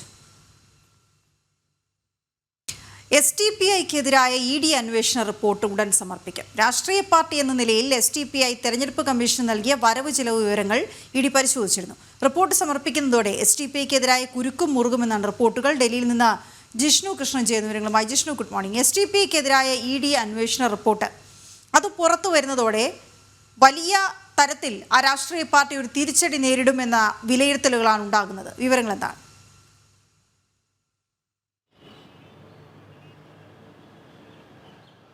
വീണ, നമസ്തേ, ഗുഡ് മോർണിംഗ്. വീണ ചൂണ്ടിക്കാട്ടിയതുപോലെ STPIക്കെതിരെ കടുത്ത നടപടികളിലേക്ക് അന്വേഷണ ഏജൻസികൾ നേരത്തെ തന്നെ കടന്നിരുന്നു. ഒരു രാഷ്ട്രീയ പാർട്ടി എന്നുള്ള രീതിയിൽ നിരോധനം ഉൾപ്പെടെയുള്ള കടുത്ത നടപടികളിലേക്ക് STPIക്കെതിരെ കേന്ദ്ര സർക്കാരും ഒപ്പം തെരഞ്ഞെടുപ്പ് കമ്മീഷനും നീങ്ങുമോ എന്നുള്ളതാണ് നോക്കിക്കാണേണ്ടത്. കാരണം അത്രയധികം ഗുരുതരമായ കണ്ടെത്തലുകളാണ് STPIക്കെതിരെ നടത്തിയിട്ടുള്ള അന്വേഷണ ഏജൻസികൾ നിലവിൽ കണ്ടെത്തിയിട്ടുള്ളത്. STPIക്കെതിരെ നടത്തിയ അന്വേഷണത്തിലും എൻഫോഴ്സ്മെന്റ് ഡയറക്ടറേറ്റും ഒപ്പം ഇന്റലിജൻസ് ബ്യൂറോയും നടത്തിയ അന്വേഷണത്തിൽ കണ്ടെത്തിയിട്ടുള്ളത്. ഏറ്റവും ഒടുവിൽ ഈ തെരഞ്ഞെടുപ്പ് കമ്മീഷന് STPI നൽകിയിട്ടുള്ള വരവ് ചെലവ് കണക്കുകൾ കഴിഞ്ഞ ദിവസം എൻഫോഴ്സ്മെന്റ് ഡയറക്ടറേറ്റ് വിശദമായി പരിശോധിച്ചിരുന്നു. കൂടാതെ STPIക്ക് ലഭിച്ച സംഭാവനകളുടെ കണക്കുകളും മറ്റൊരു രീതിയിൽ ശേഖരിച്ചുകൊണ്ട് ഇവ തമ്മിലുള്ള പരിശോധന എൻഫോഴ്സ്മെന്റ് ഡയറക്ടറേറ്റ് നടത്തിയിട്ടുണ്ട്. സംഭാവന ലഭിച്ചതിലും വരവ് ചെലവ് കണക്കുകളിലും അടിമുടി ദുരൂഹതയുണ്ട് എന്നുള്ളത് മാത്രമല്ല, വളരെ കൃത്യമായി ഭീകരബന്ധം STPIയുടെ സാമ്പത്തിക ഇടപാടുകളിൽ എൻഫോഴ്സ്മെന്റ് ഡയറക്ടറേറ്റ് കണ്ടെത്തി എന്നാണ് നമുക്ക് മനസ്സിലാക്കേണ്ടത്. STPIയുമായി ബന്ധപ്പെട്ട ഒരു പ്രാഥമിക റിപ്പോർട്ട് ഇതിനോടകം തന്നെ ധനമന്ത്രാലയത്തിലും ഒപ്പം ആഭ്യന്തര മന്ത്രാലയത്തിലും കോടതിയിലും എൻഫോഴ്സ്മെന്റ് ഡയറക്ടറേറ്റ് നൽകിയിട്ടുണ്ട്. ഒരു അന്തിമ റിപ്പോർട്ട് EDയുടെ ഭാഗത്തുനിന്ന് STPIയുമായി ബന്ധപ്പെട്ട് ഇതുവരെ നടത്തിയിട്ടുള്ള അന്വേഷണത്തിൽ ഉടൻ തന്നെ നൽകും എന്നാണ് മനസ്സിലാക്കുന്നത്. അത്തരത്തിലൊരു അന്തിമ റിപ്പോർട്ട് ലഭിച്ചാൽ നിരോധനം ഉൾപ്പെടെയുള്ള കടുത്ത നടപടികളിലേക്ക് കടക്കാനുള്ള സാധ്യതയുണ്ട് എന്ന് നമുക്ക് മനസ്സിലാക്കാം. കാരണം പ്രാഥമിക റിപ്പോർട്ടിൽ തന്നെ ED ചൂണ്ടിക്കാട്ടിയത് STPI എന്നുള്ളത് പുറത്തൊരു രാഷ്ട്രീയ പാർട്ടിയുടെ മുഖമുണ്ടെങ്കിലും അകത്ത് തീവ്ര ഇസ്ലാമിക ഭീകരവാദ സ്വഭാവത്തോടു കൂടിയാണ് STPI പ്രവർത്തിക്കുന്നത് എന്ന് പ്രാഥമിക റിപ്പോർട്ടിൽ ചൂണ്ടിക്കാട്ടിയിരുന്നു. അതിനുശേഷം നടത്തിയിട്ടുള്ള അന്വേഷണത്തിൽ നിരോധിത ഭീകര സംഘടനയായിട്ടുള്ള പോപ്പുലർ ഫ്രണ്ടിന് ലഭിച്ച ഭീകരവാദ ഫണ്ടിംഗ് ആണ് STPIയും ഉപയോഗിച്ചിട്ടുള്ളത്. കൂടാതെ ഹവാല പണം വ്യക്തികളിലൂടെയും സ്ഥാപനങ്ങളിലൂടെയും സംഭാവനയായി STPIയിലേക്ക് ലഭിച്ചു. ഈ സംഭാവന നൽകിയ വ്യക്തികൾക്ക് മുൻകൂട്ടി ഈ പണം ഹവാല പണമായി ലഭിച്ചിരുന്നു തുടങ്ങിയിട്ടുള്ള ഗുരുതരമായ കണ്ടെത്തലുകൾ എൻഫോഴ്സ്മെന്റ് ഡയറക്ടറേറ്റിന്റെ ഭാഗത്തുനിന്നുണ്ടായിട്ടുണ്ട്. ഇതിന്റെ തുടർച്ചയായി രാജ്യത്തിന്റെ വിവിധ ഭാഗങ്ങളിൽ, കേരളത്തിൽ വിവിധയിടങ്ങളിൽ, കൂടാതെ ചെന്നൈ, കർണാടക, ജയ്പൂർ, ലക്നൗ, ഡൽഹി തുടങ്ങി വിവിധ മേഖലകളിൽ എൻഫോഴ്സ്മെന്റ് ഡയറക്ടറേറ്റിന്റെ പരിശോധന നടന്നിരുന്നു. അടുത്തിടെ പിടിയിലായിട്ടുള്ള STPIയുടെ അഖിലേന്ത്യാ പ്രസിഡന്റ് മുഹമ്മദ് കുട്ടി ഫൈസിയെ വിശദമായി ചോദ്യം ചെയ്തു. കൂടാതെ മുഹമ്മദ് കുട്ടിയുടെ 1420 അവസാനിക്കുന്ന മൊബൈൽ നമ്പറും ആ മൊബൈലും ശാസ്ത്രീയ പരിശോധനയ്ക്ക് ഇതിനോടകം തന്നെ ഏജൻസി വിധേയമാക്കിയിരുന്നു. ഇതിലൂടെ പോപ്പുലർ ഫ്രണ്ട് ഭീകരരുമായി നടത്തിയിട്ടുള്ള ചാറ്റുകൾ, കോൾ ലിസ്റ്റുകൾ ഇവയുമായി ബന്ധപ്പെട്ട വിശദമായ വിവരങ്ങൾ അന്വേഷണ ഏജൻസിക്ക് ലഭിച്ചിട്ടുണ്ട്. പോപ്പുലർ ഫ്രണ്ടിനും STPIക്കും ഇടയിൽ ഭീകരവാദ ഫണ്ടിങ്, ഈ സാമ്പത്തിക ഇടനിലക്കാരനായി നിന്നിട്ടുള്ളത് മുഹമ്മദ് കുട്ടി ഫൈസിയാണ് എന്ന നിഗമനമാണ്, എന്ന കണ്ടെത്തലാണ് അന്വേഷണ ഏജൻസി നടത്തിയിട്ടുള്ളത്. അതുകൊണ്ട് ഈ കാര്യങ്ങളെല്ലാം ഉൾപ്പെടുത്തിക്കൊണ്ടുള്ള അന്തിമ റിപ്പോർട്ട് STPIയും പോപ്പുലർ ഫ്രണ്ടും നടത്തിയിട്ടുള്ള ഭീകരവാദ ഫണ്ടിങ് എത്രത്തോളം ഭീകരവാദ പ്രവർത്തനങ്ങളിൽ SDPI രാഷ്ട്രീയ പാർട്ടി എന്നുള്ള രീതിയിൽ SDPIയും പങ്കാളിയായിട്ടുണ്ട് എന്നത് സംബന്ധിച്ച് വിശദമായ അന്തിമ റിപ്പോർട്ട് ED ഉടൻ സമർപ്പിക്കും. ആ റിപ്പോർട്ടിന്റെ അടിസ്ഥാനത്തിൽ കടുത്ത നടപടികൾ SDPIക്കെതിരെ ഉണ്ടാകും. നേരത്തെ ഓപ്പറേഷൻ ഒക്ടോപ്പസ് നടപ്പാക്കിക്കൊണ്ട് പോപ്പുലർ ഫ്രണ്ടിനെ നിരോധിക്കുകയും ഭീകരരെ അറസ്റ്റ് ചെയ്ത നടപടി നമ്മൾ കണ്ടിട്ടുള്ളതാണ്. അതിന് സമാനമായി 2009 രൂപീകരിച്ചിട്ടുള്ള SDPIക്കെതിരെയും കടുത്ത നടപടികളിലേക്ക് തന്നെ കേന്ദ്ര സർക്കാർ കടക്കുന്നു എന്നാണ് മനസ്സിലാക്കേണ്ടത്. ശരി ജിഷ്ണു. കാനഡയിൽ പൊതുതെരഞ്ഞെടുപ്പ് പ്രഖ്യാപിച്ചിരിക്കുകയാണ്. ഏപ്രിൽ 28-നാണ് പൊതുതെരഞ്ഞെടുപ്പ്. ഗവർണർ ജനറലിനെ കണ്ട് പ്രധാനമന്ത്രി മാർക്ക് കാർണി പാർലമെന്റ് പിരിച്ചുവിടാൻ ശുപാർശ ചെയ്തു. മാർച്ച് 14-നാണ് കാനഡയിൽ പുതിയ പ്രധാനമന്ത്രിയെ മാർക്ക് കാർണിയും ക്യാബിനറ്റും ചുമതലയേറ്റത്. ഐസൺ ജോസ് ചേരുന്നു വിവരങ്ങളുമായി. ഐസൺ, അധികാരത്തിലേറിയപ്പോൾ 2 ആഴ്ചയായതേ ഉള്ളൂ, അപ്പോഴേക്കാണ് പൊതുതെരഞ്ഞെടുപ്പ് പ്രഖ്യാപനം. എന്താണ് മാർക്ക് കാർണിയുടെ കണക്കുകൂട്ടലുകൾ? വീണ, തീർച്ചയായും മാർക്ക് കാർണിയുടെ കണക്കുകൂട്ടൽ ലിബറൽ പാർട്ടിയെ കൃത്യമായും അധികാരത്തിൽ വീണ്ടും എത്തിക്കുക എന്ന നീക്കം തന്നെയാണ്. നമുക്കറിയാവുന്നതാണ്, ഒക്ടോബർ 10 വരെയായിരുന്നു നിലവിലെ പാർലമെന്റിന്റെ കാലാവധി. അത് നേരത്തെയാക്കി തെരഞ്ഞെടുപ്പിലേക്ക് നീങ്ങുകയായിരുന്നു അദ്ദേഹം. നമുക്കറിയാം, ഈ ഏപ്രിൽ 28-നാണ് തെരഞ്ഞെടുപ്പ് പ്രഖ്യാപിക്കുന്നത്. ഇന്നലെ ഗവർണർ ജനറലിനെ കണ്ട് ഇക്കാര്യം അറിയിക്കുകയും പാർലമെന്റ് പിരിച്ചുവിടണമെന്ന ആവശ്യം മാർക്ക് കാർണി മുന്നോട്ട് വയ്ക്കുകയും ചെയ്തു. നിലവിലെ സാഹചര്യത്തിൽ വലിയൊരു പ്രതിസന്ധി ലിബറൽ പാർട്ടി നേരിടുന്ന ഒരു പശ്ചാത്തലത്തിലാണ് ജസ്റ്റിൻ ട്രൂഡോ രാജിവെക്കുകയും നേരത്തെ വീണ സൂചിപ്പിച്ചതുപോലെ മാർച്ച് 14-ന് ഇദ്ദേഹം കാർണി അധികാരത്തിൽ വരികയും ചെയ്തത്. അധികാരത്തിൽ വന്ന ഉടൻ തന്നെ തെരഞ്ഞെടുപ്പ് തന്നെയാണ് മുഖ്യ അജണ്ട എന്ന് അദ്ദേഹം വ്യക്തമാക്കുകയും ചെയ്തിരുന്നു. പ്രശ്നങ്ങൾ ഒന്നൊന്നായി പരിഹരിക്കുക എന്ന നീക്കം തന്നെയാണ് അദ്ദേഹത്തിന്റെ ഭാഗത്തു നിന്നുണ്ടാകുന്നത്. ഏറ്റവും വലിയ പ്രചരണ ആയുധമായി കാനഡയിൽ ഇപ്പോൾ ഈ തെരഞ്ഞെടുപ്പിൽ വരാനിരിക്കുന്ന ഒരു വസ്തുത എന്ന് പറയുന്നത് അമേരിക്കയുടെ 51-ാം സ്റ്റേറ്റ് ആകാൻ കാനഡയ്ക്ക് സ്വാഗതം എന്ന നിലപാട് നേരത്തെ ട്രംപ് പറഞ്ഞിരുന്നു. അത്തരത്തിൽ ആ ട്രംപിന്റെ നിലപാടിനോട് ഉള്ള ശക്തമായ ഒരു പ്രതികരണം തന്നെയാണ് കാനഡയുടെ ഭാഗത്ത് നിന്നുണ്ടായത്. കാനഡ പറയുന്നത് അത്തരത്തിലൊരു നീക്കങ്ങൾ ആലോചിക്കാനേ സാധ്യമല്ല എന്നാണ്. മാത്രമല്ല, കാനഡയ്ക്ക് അധിക നികുതി ചുമത്തുകയും തുടർന്നുള്ള മറ്റു നടപടികൾ സ്റ്റീൽ ഇറക്കുമതി നിയന്ത്രിക്കുകയും അത്തരത്തിലുള്ള നിരവധിയായ നീക്കങ്ങൾ കാനഡയ്ക്കെതിരെ അമേരിക്കയുടെ ഭാഗത്ത് നിന്നുണ്ടാവുകയും ചെയ്തു. ഇതിനെയെല്ലാം പ്രതിരോധിക്കുക എന്നൊരു നീക്കമാണ്, അതായത് ട്രംപിന്റെ നീക്കങ്ങളെ പ്രതിരോധിക്കുക എന്നത് ഒരു മുഖ്യ തെരഞ്ഞെടുപ്പ് പ്രമേയമായി കാനഡയിൽ മാറുന്നു എന്നാണ് മനസ്സിലാക്കാൻ സാധിക്കുന്നത്. തീർച്ചയായും ഖാലിസ്ഥാൻ ഉൾപ്പെടെയുള്ള വിഷയങ്ങൾ അവിടെയുണ്ട്. ഖാലിസ്ഥാൻവാദികളുടെ പിന്തുണ ലഭ്യമാകുമോ എന്നത് സംബന്ധിച്ച് വിഷയം നിലനിൽക്കുന്നത്. മറ്റൊരു പാർട്ടിയായി തന്നെയാണ് ലിബറൽ പാർട്ടിയെ പിന്തുണയ്ക്കുന്ന ന്യൂ ഡെമോക്രാറ്റിക് പാർട്ടി എന്ന് പറയുന്ന ഒരു സംവിധാനമായി പ്രവർത്തിക്കുന്ന ഒരു പാർട്ടിയാണ്. ആ പാർട്ടി ലിബറൽ പാർട്ടിയെ പിന്തുണച്ചാണ് നേരത്തെ സർക്കാർ ഉണ്ടായിരുന്നത്. അത്തരത്തിൽ പിന്തുണയ്ക്കുന്ന സാഹചര്യം ഇനി ഉണ്ടാകുമോ, അല്ലെങ്കിൽ ആ ആശയ പ്രശ്നം തീർന്നുപോയോ എന്ന വിഷയങ്ങളെല്ലാം തന്നെ നിലവിൽ ചർച്ച ചെയ്യപ്പെടുന്നുണ്ട് എന്നതാണ് മറ്റൊരു യാഥാർത്ഥ്യം. ഈ കാനഡയിലെ ഖാലിസ്ഥാൻ മുന്നേറ്റത്തിന്റെ അല്ലെങ്കിൽ ഖാലിസ്ഥാൻ ഭീകര പ്രവർത്തനത്തിന് പിന്തുണ നൽകുന്ന നീക്കങ്ങൾക്കെതിരെ ശക്തമായ വിമർശനം ഭാരതത്തിന്റെ ഭാഗത്തു നിന്നും, സ്വാഭാവികമായും ഭീകര പ്രവർത്തനത്തിനെതിരായ കൃത്യമായ വിമർശനം അമേരിക്കയുടെ ഭാഗത്തു നിന്നും ഉണ്ടായിരുന്നു. ഈ വിഷയവും കൃത്യമായി കാനഡയുടെ തെരഞ്ഞെടുപ്പ് അജണ്ടയിൽ വരുമെന്ന് തന്നെയാണ് മനസ്സിലാക്കാൻ സാധിക്കുന്നത്. നമുക്കറിയാവുന്നതാണ്, 36 ദിവസം മുതൽ 51 ദിവസം വരെയുള്ള ഇടവേള തെരഞ്ഞെടുപ്പ് പ്രചരണത്തിന് ഉണ്ടാകണമെന്നാണ് കാനഡയുടെ ഭരണഘടനയിൽ പറയുന്നത്. അതുകൊണ്ട് തന്നെയാണ് ഈ തെരഞ്ഞെടുപ്പ് പ്രഖ്യാപിക്കുകയും 37ഓളം ദിവസം പ്രചരണത്തിനായി ദിവസങ്ങൾ മാറ്റിവെക്കുകയും ചെയ്തിരിക്കുന്നത്. നമുക്ക് നേരത്തെ ലഭിച്ച വിവരങ്ങൾ അനുസരിച്ച് മാർക്ക് കാർണി കാനഡ മുഴുവൻ സഞ്ചരിക്കും പ്രചരണത്തിനായി എന്നും അറിയാൻ സാധിക്കുന്നുണ്ട്. ശരിയായി സർ. ഏപ്രിൽ 28-നാണ് കാനഡയിൽ പൊതു തെരഞ്ഞെടുപ്പ്. ജമ്മുകശ്മീരിലെ കത്വയിൽ ഭീകരരെ കണ്ടെത്താനുള്ള പരിശോധന തുടരുകയാണ്. ഇന്നലെ വൈകിട്ടോടെയാണ് കത്വയിൽ ഹിരാനഗറിലെ അതിർത്തിക്കടുത്തുള്ള വനമേഖലയിൽ ഭീകര സാന്നിധ്യം തിരിച്ചറിഞ്ഞതിനെ തുടർന്ന് പ്രത്യേക ഓപ്പറേഷൻ ആരംഭിച്ചത്. പാകിസ്ഥാൻ അതിർത്തിക്ക് സമീപം ഭീകരരെ കണ്ടെത്തിയതോടെ ശക്തമായ വെടിവയ്പും നടന്നു. സൈന്യവും CRPFും ജമ്മുകശ്മീർ പോലീസും സംയുക്തമായി പരിശോധന തുടരുകയാണെന്ന് ഉന്നത ഉദ്യോഗസ്ഥർ അറിയിച്ചു. ജിഷ്ണു ചേരുന്ന വിവരങ്ങളുമായി. ജിഷ്ണു, അപ്പോൾ എത്രത്തോളം പുരോഗമിച്ചിട്ടുണ്ട് ഈ പരിശോധന?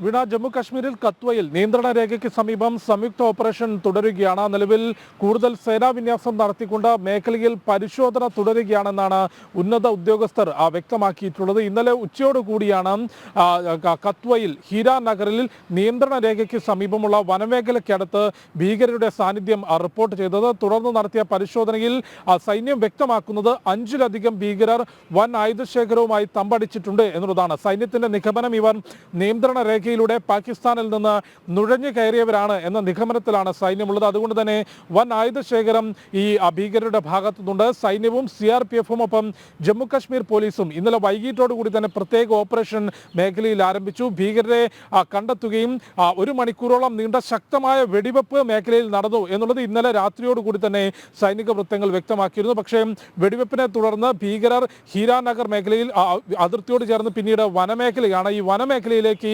ഭീകരർ കടന്നു. അതുകൊണ്ട് തന്നെ ഭീകരരെ കണ്ടെത്തുന്നതിനുള്ള ശക്തമായിട്ടുള്ള സംയുക്ത പരിശോധന നടത്തി വരികയാണ്. അതുകൊണ്ട് മേഖലയിലേക്ക് കൂടുതൽ സേനാവിന്യാസം നടത്തിയിട്ടുണ്ട്. ഭീകരരെ കണ്ടെത്തുന്നതുവരെ പരിശോധന തുടരും എന്നുള്ളതാണ് ഉന്നത ഉദ്യോഗസ്ഥർ വ്യക്തമാക്കിയിട്ടുള്ളത്. ഒപ്പം ഇന്നലെ വൈകിട്ടോട് കൂടി ഉണ്ടായിട്ടുള്ള ഈ ഏറ്റുമുട്ടലിൽ വെടിവെപ്പിൽ ഈ ഗ്രാമവാസിയായിട്ടുള്ള ഒരു പെൺകുട്ടിക്ക് പരിക്കേറ്റു എന്ന സ്ഥിരീകരിക്കാത്ത റിപ്പോർട്ടുകളും പുറത്തു വന്നിട്ടുണ്ട്. അതിശക്തമായ വെടിവെപ്പ് 1 മണിക്കൂറോളം നീണ്ടുനിന്നു എന്നുള്ളതാണ് സൈന്യം വ്യക്തമാക്കുന്നത്. ഏതായാലും നിയന്ത്രണ രേഖയ്ക്കടുത്ത് കത്വയിൽ നിയന്ത്രണ രേഖയ്ക്കടുത്ത വനമേഖലയിലാണ് നിലവിൽ ഭീകരർ തമ്പടിച്ചിട്ടുള്ളത്. സൈന്യം ഓപ്പറേഷൻ ശക്തമാക്കിയിട്ടുണ്ട്. സംയുക്തമായ പരിശോധന, ഡ്രോൺ ഉൾപ്പെടെ ഉപയോഗിച്ചുകൊണ്ടുള്ള പരിശോധനയും സംയുക്തമായിട്ടുള്ള ഓപ്പറേഷനും തുടരുകയാണ്. നിയന്ത്രണ രേഖയിൽ അതിശക്തമായ നിരീക്ഷണം നിലവിൽ സൈന്യം ഏർപ്പെടുത്തിയിട്ടുണ്ട്. അതുകൊണ്ടാണ് ഇത്തരത്തിൽ നുഴഞ്ഞുകയറ്റം ഉണ്ടാകുന്നയുടൻ തന്നെ ഭീകരരുടെ സാന്നിധ്യം തിരിച്ചറിയുന്നതിനും അതിശക്തമായ പ്രതിരോധ നടപടികൾ സ്വീകരിക്കുന്നതിനും സൈന്യത്തിന് സാധിക്കുന്നത്. ഭീകര വിരുദ്ധ പോരാട്ടം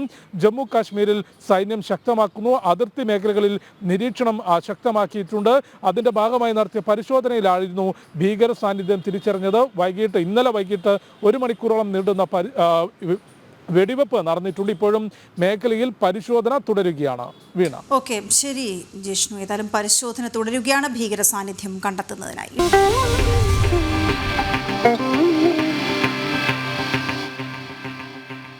സംസ്ഥാനത്തെ വ്യവസായ വകുപ്പിന് കീഴിലുള്ള പൊതുമേഖലാ വ്യവസായ സ്ഥാപനങ്ങളിൽ പകുതിയിലധികവും നഷ്ടത്തിലാണ്. 2023-24 സാമ്പത്തിക വർഷത്തെ കണക്കുകളിൽ 54 പൊതുമേഖലാ സ്ഥാപനങ്ങളിൽ 34 എണ്ണവും നഷ്ടത്തിലാണ്. വ്യവസായ വകുപ്പ് അഡീഷണൽ സെക്രട്ടറി നൽകിയ വിവരാവകാശ മറുപടിയിലാണ് നഷ്ടക്കണക്കുകൾ വ്യക്തമാക്കുന്നത്. ശമ്പളവും ആനുകൂല്യങ്ങളും നിഷേധിക്കപ്പെട്ട ഇരുമനത്തെ ട്രാക്കോ കേബിൾ ജീവനക്കാർ പ്രത്യക്ഷ സമരത്തിലേക്ക് കടന്നിരുന്നു. കഴിഞ്ഞ നവംബറിൽ ട്രാക്കോ കേബിൾ ജീവനക്കാരൻ ആത്മഹത്യ ചെയ്ത സംഭവത്തിലും പ്രതിഷേധം അലയടിച്ചിരുന്നു. സുധീഷ് ഗോപാൽ ചേരുന്നു. സുധീഷ്, എന്താണ് ചിത്രം വ്യക്തമാകുന്നത്?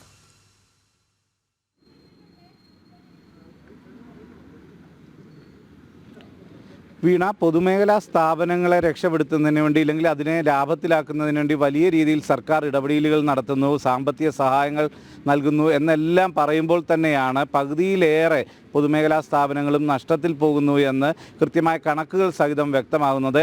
അതിൽ തന്നെ ഏറ്റവും പ്രധാനമായി പറയേണ്ടത് മലബാർ സിമൻറ്റ് പോലത്തെ വലിയ വ്യവസായ സ്ഥാപനങ്ങൾ, ലാഭത്തിൽ പോകാൻ സാധ്യതയുള്ളതായി കൽപ്പിക്കുന്ന അത്തരം സ്ഥാപനങ്ങൾ പോലും നഷ്ടത്തിലാണ്. കയർഫെഡ് നഷ്ടത്തിലാണ്, സീതാറാം ടെക്സ്റ്റൈൽസ് നഷ്ടത്തിലാണ്. ഈ രീതിയിൽ ഹാൻഡെക്സ്, ഹാൻഡ്വീവ് ഇത്തരത്തിൽ നമ്മുടെ കൺമുമ്പിൽ കാണുന്ന പൊതുമേഖലാ സ്ഥാപനങ്ങളിൽ ബഹുഭൂരിപക്ഷവും നഷ്ടത്തിൽ പോകുന്നു. എന്നാൽ ഇതിനെയെല്ലാം ലാഭത്തിലാക്കാൻ സർക്കാർ കോടികൾ ചെലവഴിക്കുന്നതായി കണക്കുകൾ പറയുകയും ചെയ്യുന്നു. അപ്പോൾ ഇതൊന്നും തന്നെ ലക്ഷ്യത്തിലെത്തുന്നില്ല. പൊതുമേഖലാ സ്ഥാപനങ്ങളെ ലാഭത്തിലാക്കുന്നതിൽ സംസ്ഥാന സർക്കാർ പരാജയപ്പെടുന്നു എന്ന് വ്യക്തമാക്കുന്നതാണ് ഈ കണക്കുകൾ. ഏതാനും സ്ഥാപനങ്ങൾ മാത്രമാണ് കൃത്യമായും ഒരു നല്ല ലാഭത്തിൽ പോകുന്നു എന്ന് പറയുന്നത്. കരിമണൽ മറ്റും നടത്തുന്ന KMML പോലുള്ള ചില സ്ഥാപനങ്ങൾ മാത്രമാണ് ലാഭത്തിലുള്ളത്. അത് ആര് നടത്തിയാലും ലാഭത്തിൽ പോകുന്ന സ്ഥാപനങ്ങളാണ്. അത്തരം സംസ്ഥാന കയർ കോർപ്പറേഷൻ ലാഭത്തിൽ പോകുന്നു എന്നത് ഇതിൻ്റെ ഇടയിൽ എടുത്തു പറയാവുന്നതാണെങ്കിൽ കൂടിയും ബാക്കി പലതും അതിൻ്റെ ഒരു സാഹചര്യം കൊണ്ട് KSDP പോലുള്ള മരുന്ന് നിർമ്മാണ സ്ഥാപനങ്ങൾ, അത് സർക്കാർ തന്നെ വലിയ രീതിയിൽ മരുന്ന് അവിടെ നിന്നും ഏറ്റെടുക്കുന്നു.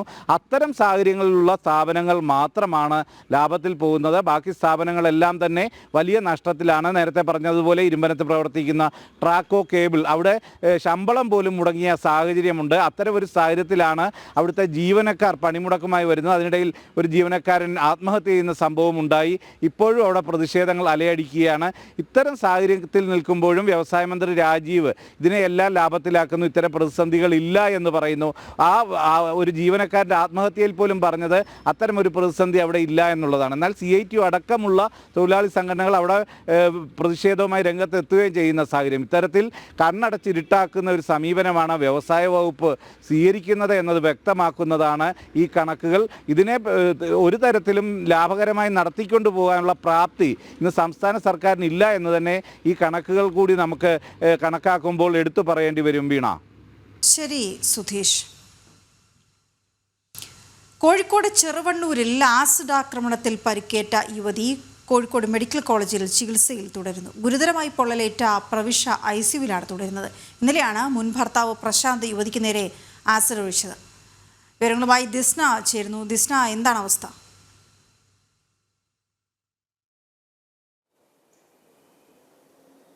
വീണ, ഇന്നലെയാണ് ചെറുവണ്ണൂരിൽ ഗവൺമെന്റ് ആയുർവേദ ആശുപത്രിയിൽ ചികിത്സയിൽ കഴിയുകയുണ്ടായിരുന്ന പ്രവിശയെ മുൻ ഭർത്താവ് പ്രശാന്ത് മുൻ വൈരാഗ്യം മൂലം ആസിഡ് ആക്രമണം നടത്തുന്നത്. ഫ്ലാസ്കിൽ കൊണ്ടുവന്ന ആസിഡുമായാണ് ഇത്തരത്തിൽ ആക്രമണം ഉണ്ടായത്. അതിൽ അമ്മ സ്മിതിയുടെ അടക്കം പ്രതികരണം നമ്മൾ ഇന്നലെ തേടിയിരുന്നു. അതിൽ പ്രധാനമായും പറയുന്നത് ഇത്തരത്തിൽ ജീവിക്കാൻ അനുവദിക്കില്ല എന്ന മുൻപും ഇത്തരത്തിൽ ഈ പ്രശാന്ത് വീട്ടിൽ വന്ന് അടക്കം ഭീഷണിപ്പെടുത്തുന്ന ഒരു സാഹചര്യം ഉണ്ടായിരുന്നു. അത് മുൻകൂട്ടി നിരവധി തവണ പോലീസിൽ ഉൾപ്പെടെ പരാതി നൽകുന്ന ഒരു സാഹചര്യം ഉണ്ടായിരുന്നു. കൂടാതെ തന്നെ ഈ പ്രശാന്ത് വലിയ രീതിയിൽ ലഹരിക്ക് അടിമയായിരുന്നു. അതുകൊണ്ട് തന്നെയാണ് ഇവർ വേർപിരിഞ്ഞ് താമസിക്കുവാൻ ഉണ്ടായ സാഹചര്യം എന്ന് തന്നെയാണ് അവരുടെ കുടുംബം പ്രതികരിക്കുന്നത്. എന്തായാലും മുഖത്തും നെഞ്ചിലും ഒക്കെ തന്നെ വലിയ രീതിയിൽ പൊള്ളലേറ്റിട്ടുണ്ടായിരുന്നു. ICUവിലാണ് പ്രവിത ഇപ്പോഴും തുടരുന്നത്. അപകടനില തരണം ചെയ്തു എന്നൊരു കാര്യം തന്നെയാണ് ആശുപത്രി അധികൃതരിൽ നിന്ന് നമുക്ക് അറിയാൻ സാധിച്ചിട്ടുള്ളത്. പ്രശാന്ത് ആസിഡ് ഒഴിച്ചതിന് ശേഷം എപ്പയൂർ പോലീസിൽ കീഴടങ്ങിയായിരുന്നു. താൻ ഇത്തരത്തിൽ യുവതിക്ക് നേരെ ആസിഡ് ആക്രമണം അല്ലെങ്കിൽ ആസിഡ് ഒഴിച്ചു എന്ന് ചൂണ്ടിക്കാട്ടി പോലീസ് സ്റ്റേഷനിൽ കീഴടങ്ങുന്ന ഒരു സാഹചര്യം ഉണ്ടായിരുന്നു. പോലീസ് ഉൾപ്പെടെയുള്ള ആളുകൾ പറയുന്നത് നിരവധി കേസുകൾ, അതായത് ലഹരിക്ക് അടിമയായിരുന്നു പ്രശാന്ത്. അതുകൊണ്ട് തന്നെ കഞ്ചാവ് ഉൾപ്പെടെയുള്ള വിവിധ കേസുകൾ പ്രതിയായിരുന്നു. നിരവധി തവണ പ്രവിശയുടെ കുടുംബം ഉൾപ്പെടെ ഇത്തരത്തിൽ ഭീഷണി ഉണ്ടെന്ന് ചൂണ്ടിക്കാട്ടി നിരവധി തവണ പരാതി നൽകിയിട്ടുണ്ട് എന്നൊരു കാര്യം വ്യക്തമാക്കുന്നുണ്ട്. എന്തായാലും അപകടനില തരണം ചെയ്തു എന്നൊരു ആശ്വാസകരമായ വാർത്ത തന്നെയാണ് ആശുപത്രി അധികൃതരിൽ നിന്ന് നമുക്ക് ലഭ്യമായിട്ടുള്ളത്. മുൻപും സമാനമായ രീതിയിൽ പ്രവിശയെ ആക്രമിക്കുവാനുള്ള സാഹചര്യം ഉണ്ടായിരുന്നു. വലിയ രീതിയിൽ ദേഹോപദ്രവം ഏൽപ്പിച്ചിരുന്നു എന്നൊരു കാര്യം തന്നെയാണ് നമുക്ക് അറിയാൻ സാധിച്ചിരിക്കുന്നത്. ഇവർ 3 വർഷമായി വേർപിരിഞ്ഞ് താമസിക്കുകയാണ്. അത്തരത്തിൽ മുൻവൈരാഗ്യം ഉണ്ടായിരുന്നു. വേറൊരു ജീവിതത്തിലേക്ക് പോവാൻ അനുവദിക്കില്ല എന്നൊരു കാര്യം പ്രശാന്ത് നേരത്തെ ചൂണ്ടിക്കാട്ടിയിരുന്നു എന്ന് തന്നെയാണ് ഈ പ്രവിശ്യയുടെ അമ്മ സ്മിതയും പറയുന്നത്. വീണ, ഈ വിദ്യാർത്ഥികൾ തമ്മിലുള്ള പകയും സംഘർഷവും ഒക്കെ പതിവ് വാർത്തകളാണ്. പക്ഷേ ഇപ്പോൾ കാണാം സ്നേഹത്തിൻ്റെ മാതൃകയുമായി ഒരു കൂട്ടം വിദ്യാർത്ഥികൾ. കോഴിക്കോട് പേരാമ്പ്ര ആനേരിക്കുന്നിൽ നിന്നാണ് ഒരുമയുടെ മനോഹര കാഴ്ച കാണാൻ കഴിഞ്ഞത്. കൂട്ടുകാർക്കായി നോമ്പുതുറ ഒരുക്കിയാണ് ഇവർ പുത്തൻ സന്ദേശം നൽകിയത്.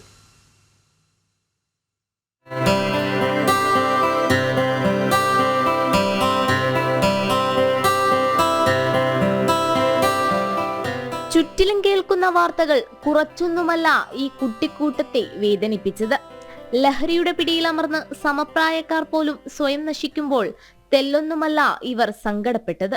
അതുകൊണ്ട് തന്നെയാണ് സ്നേഹത്തോടെ ഒത്തുചേരാനും പ്രിയപ്പെട്ടവരെ കൂടെ കൂട്ടാനും ഇവർ തീരുമാനിച്ചത്. 10 വയസ്സ് മുതലുള്ള കൂട്ടുകാരാണ് ഇതിനായി ഒരേ മനസ്സോടെ ഒന്നിച്ചത്. ഫുട്ബോൾ മൈതാനത്ത് LED ബൾബുകൾ കൊണ്ട് അലങ്കരിച്ച് നിലത്ത് പുൽപ്പായ വിരിച്ചാണ് നോമ്പുതുറ ഒരുക്കിയത്. ട്രെൻഡിങ് ആയിക്കൊണ്ടിരിക്കുന്ന ഒരു സംഭവമാണ് നോമ്പ് തുറ. ഇപ്പൊ നോമ്പ് സീസൺ ആണല്ലോ, അതുകൊണ്ട് തന്നെ പിന്നെ ഒരു നോമ്പ് തുറ കണ്ടക്ട് ചെയ്യാന്ന് വെച്ചു. പിന്നെ ഗ്രൂപ്പിലൊക്കെ ചർച്ച ചെയ്ത് ഫണ്ടൊക്കെ ഓരോരുത്തരുടെ അടുത്ത് നിന്ന് വാങ്ങിച്ച് പിന്നെ പറ്റുന്ന പൊരികളൊക്കെ വീട്ടിൽ നിന്ന് ഉണ്ടാക്കി. ഉമ്മയും വീട്ടിലുള്ളവരൊക്കെ ഭയങ്കര സപ്പോർട്ടാണ്. പഴവർഗ്ഗങ്ങളും കാരക്കയും ജ്യൂസും മാത്രമല്ല കുഴിമന്തി വരെ മെനുവിൽ ഇടം പിടിച്ചിരുന്നു. അറാമ്പറപ്പ് എന്ന കുറുമ്പൻ പേരാണ് കൂട്ടായ്മയ്ക്കെങ്കിലും അനിവാര്യമായ സ്നേഹത്തിന്റെ ആശ്വാസവും പ്രതീക്ഷയും തന്നെയാവുകയാണിവർ. ജനം, കോഴിക്കോട്.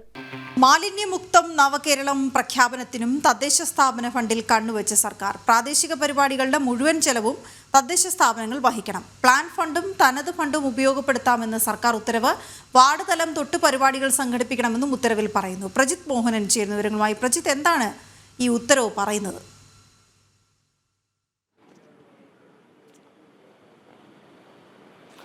വീണ, നമ്മൾ കുറച്ച് ദിവസം മുമ്പാണ് വൃത്തി കോൺക്ലേവ് ഇതിനെ പറ്റിയുള്ള വാർത്ത നൽകിയത്. തദ്ദേശ സ്ഥാപനങ്ങളുടെ തനത് ഫണ്ടിൽ നിന്നും പ്ലാൻ ഫണ്ടിൽ നിന്നുമൊക്കെ പണം പിരിച്ച് 1200 തദ്ദേശ സ്ഥാപനങ്ങൾക്ക് കൂടി 8 കോടിയിലധികം രൂപ സംസ്ഥാനത്തെ ശുചിത്വ മിഷന് കൈമാറണമെന്നുള്ള വാർത്ത ജനം TV പുറത്തുവിട്ടിരുന്നു. അതിൻ്റെ അതേ ഭാഗമായി തന്നെയാണ് ഈ മാലിന്യമുക്തം നവകേരളം എന്ന് പറയുന്ന ക്യാമ്പയിൻ്റെയും കേരളത്തെ ആ രീതിയിലുള്ള പ്രഖ്യാപനത്തിലേക്കും പോകുന്നത് ഈ മാർച്ച് 30-നാണ്. അതിന് മുന്നോടിയായി നടക്കുന്ന വിവിധ പദ്ധതികളുടെ ചെലവുകൾ, അതായത് തദ്ദേശ സ്ഥാപന തലം മുതൽ സംസ്ഥാന തലം വരെ വിവിധ പരിപാടികൾ സർക്കാർ നടത്തുന്നുണ്ട്.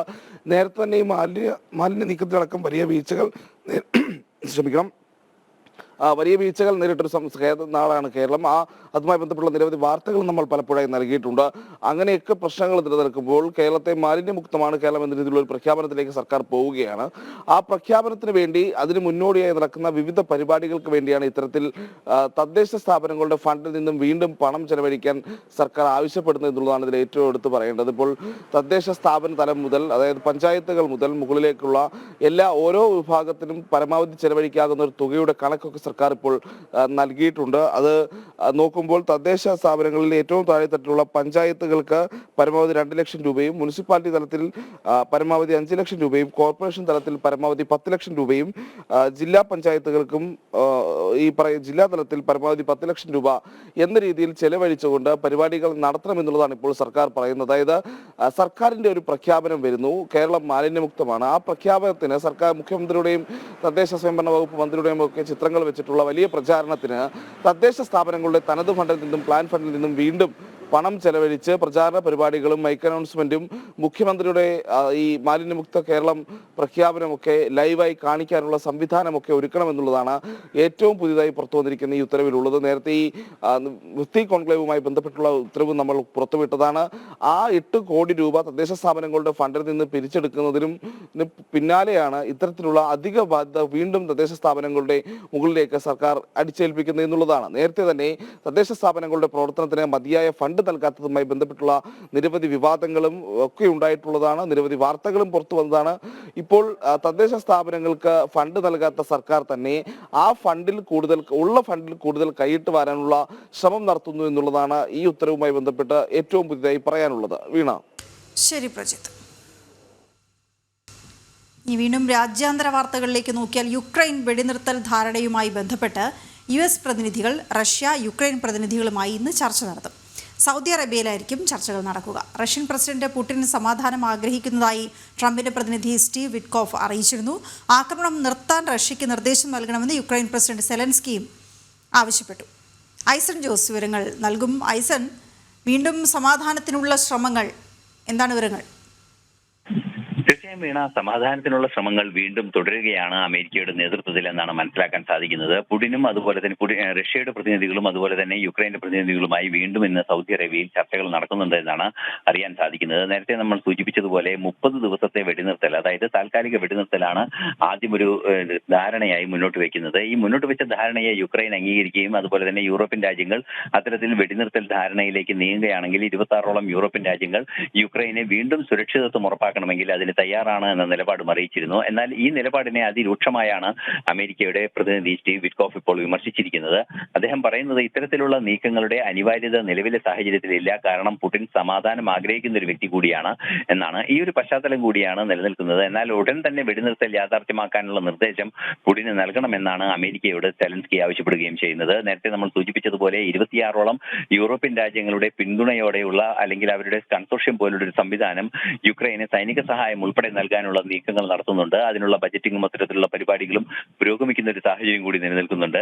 ഈ ഒരു പശ്ചാത്തലത്തിൽ കൂടിയാണ് സെലൻസ്കിയുടെ ആവശ്യം, അല്ലെങ്കിൽ ഇത്തരത്തിലുള്ള വെടിനിർത്തൽ ധാരണ പുടിൻ കാര്യമായി ഏറ്റെടുക്കില്ല എന്ന പ്രചരണം തെറ്റാണ് എന്നൊരു നിലപാട് അമേരിക്കയുടെ ഭാഗത്ത് നിന്ന്, അമേരിക്കയിൽ ട്രംപിന്റെ പ്രതിനിധിയുടെ ഭാഗത്ത് നിന്ന് ഇപ്പോൾ ഉണ്ടായിരിക്കുന്നത്. ഇപ്പോൾ തുടർന്നും, അതായത് ഇന്ന് വീണ്ടും ഈ സൗദി അറേബ്യയിൽ ഇത്തരത്തിൽ ചർച്ചകൾ, അതായത് 2 പ്രതിനിധികളുമായി അമേരിക്കയുടെ പ്രതിനിധി സംഘം സെലൻസ്കിയുടെ പ്രതിനിധിയുമായും അതുപോലെ തന്നെ പുടിന്റെ പ്രതിനിധികളുമായി ചർച്ചകൾ നടത്തും.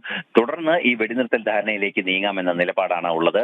അടിസ്ഥാനപരമായ പ്രശ്നം പരിഹരിക്കണം, അതായത് ചില പ്രവിശ്യകളെല്ലാം തന്നെ നിയന്ത്രിക്കുന്നത്, അതായത് റഷ്യയോട് വിധേയത്വമുള്ള പ്രവിശ്യകൾ യുക്രൈൻ നിയന്ത്രിക്കുന്ന ഒരു സാഹചര്യമുണ്ട്. അവിടെ യുക്രൈന്റെ ഭാവിയിലെ യൂറോപ്യൻ യൂണിയൻ അംഗത്വവും അതുപോലെ തന്നെ നാറ്റോ അംഗത്വവും ഉണ്ടാകുമ്പോൾ അവരുടെ സുരക്ഷ സംബന്ധിച്ച് വ്യക്തമായ തീരുമാനം ഉണ്ടാകണം, ഒരു തീരുമാനം വ്യക്തത വരുത്തേണ്ടതുണ്ട് എന്ന നിലപാടാണ് റഷ്യക്കുള്ളത്. അക്കാര്യം തന്നെയാണ് ഇന്ന് ചർച്ചകളിൽ ഉണ്ടാവുക എന്നാണ് മനസ്സിലാക്കാൻ സാധിക്കുന്നത്. ഒരുപക്ഷെ ഈ പ്രശ്നത്തിന് അടിസ്ഥാനപരമായ കാരണമായ ഈ വിഷയങ്ങളിൽ ഒരു തീരുമാനമോ അല്ലെങ്കിൽ എന്തെങ്കിലും ഒരു നിഗമനത്തിലേക്ക് എത്താനുള്ള സാധ്യതയും നിലനിൽക്കുന്നുണ്ട്. അങ്ങനെയെങ്കിൽ 3 വർഷത്തിലേറെയായി തുടരുന്ന യുക്രൈൻ റഷ്യ യുദ്ധം അവസാനിക്കാനുള്ള സാധ്യത വളരെ കൃത്യമായി തുറന്നു കിട്ടും എന്ന് തന്നെയാണ് മനസ്സിലാക്കാൻ സാധിക്കുന്നത്. എന്നാൽ കണ്ടീഷണൽ അല്ലാത്ത വെടിനിർത്തലിന് തയ്യാറല്ലെന്ന് പുടിൻ അറിയിക്കുകയും ചെയ്തിട്ടുണ്ട്. ശരി ഐസൻ, അതേസമയം ഒരു കാര്യം കൂടി, ഈ ഗാസയിലെ ഇസ്രായേൽ വ്യോമാക്രമണം സംബന്ധിച്ച് ഹമാസിന്റെ സാമ്പത്തികകാര്യ വിഭാഗം മേധാവി ഇസ്മയിൽ ബർഹൂം കൊല്ലപ്പെട്ടു എന്ന വാർത്ത വരുന്നു. ഖാൻ യൂനിസിലെ നസർ ആശുപത്രിയിലാണ് ആക്രമണം നടന്നത്. 30ഓളം പേർ ഈ ആക്രമണത്തിൽ കൊല്ലപ്പെട്ടു എന്നറിയുന്നു. അതേസമയം വെടിനിർത്തലിന് തയ്യാറെന്ന ഹമാസ് നിലപാട് കബളിപ്പിക്കലാകാമെന്നാണ് സ്റ്റീവ് വിറ്റ്കോഫിന്റെ അഭിപ്രായം. ഐസൻ, ഇതിന്റെ വിവരങ്ങൾ കൂടി. ഈ വെടിനിർത്തൽ ധാരണയിൽ എത്തിയതിനു ശേഷം ഈ സ്റ്റീവ് വിറ്റ്കോഫിന്റെ നേതൃത്വത്തിൽ ഈ വെടിനിർത്തൽ ധാരണയിൽ എത്തിയതിനു ശേഷം വീണ്ടും ബന്ദികളെ വിട്ടുകൊടുക്കുന്ന കാര്യത്തിൽ യാതൊരു നീക്കവും ഉണ്ടാകുന്നില്ല എന്നതാണ് ഹമാസിന്റെ ഭാഗത്തു നിന്ന് ഒരു അവിശ്വസ്തമായ നിലപാട് സ്വീകരിക്കുന്നു എന്ന് പറയാനുള്ള ഒരു സാഹചര്യത്തിലേക്ക് കാര്യങ്ങൾ എത്തിയത് എന്നാണ് മനസ്സിലാക്കാൻ സാധിക്കുന്നത്. തീർച്ചയായും നമുക്കറിയാവുന്നതാണ്, ആദ്യഘട്ടം വെടിനിർത്തൽ ദീർഘിപ്പിക്കുന്നതിന് തയ്യാറാവുന്ന ഒരു സാഹചര്യം ഉണ്ടായിരുന്നു. മാർച്ച് ആദ്യവാരത്തിൽ അത്തരത്തിലുള്ള നീക്കങ്ങൾ നടക്കുകയും വെടിനിർത്തൽ ദീർഘിപ്പിക്കാൻ ഹമാസ് തയ്യാറാവുകയും ചെയ്തു. അതായത് രണ്ടാം ഘട്ടത്തിലേക്ക് കടക്കുന്നതിന് മുമ്പ് ആദ്യഘട്ടം വെടിനിർത്തൽ ദീർഘിപ്പിക്കാനുള്ള ഒരു തീരുമാനമെടുക്കുകയും എന്നാൽ ആ കാലങ്ങളിലൊന്നും ഈ 54ഓളം ബന്ദികളെ വിട്ടയക്കുന്നതിനുള്ള യാതൊരു നടപടികളും സ്വീകരിക്കാതിരിക്കുകയും ചെയ്തതാണ് ഏറെ സംശയകരമായ ഒരു സാഹചര്യമായി പറയുന്നത്.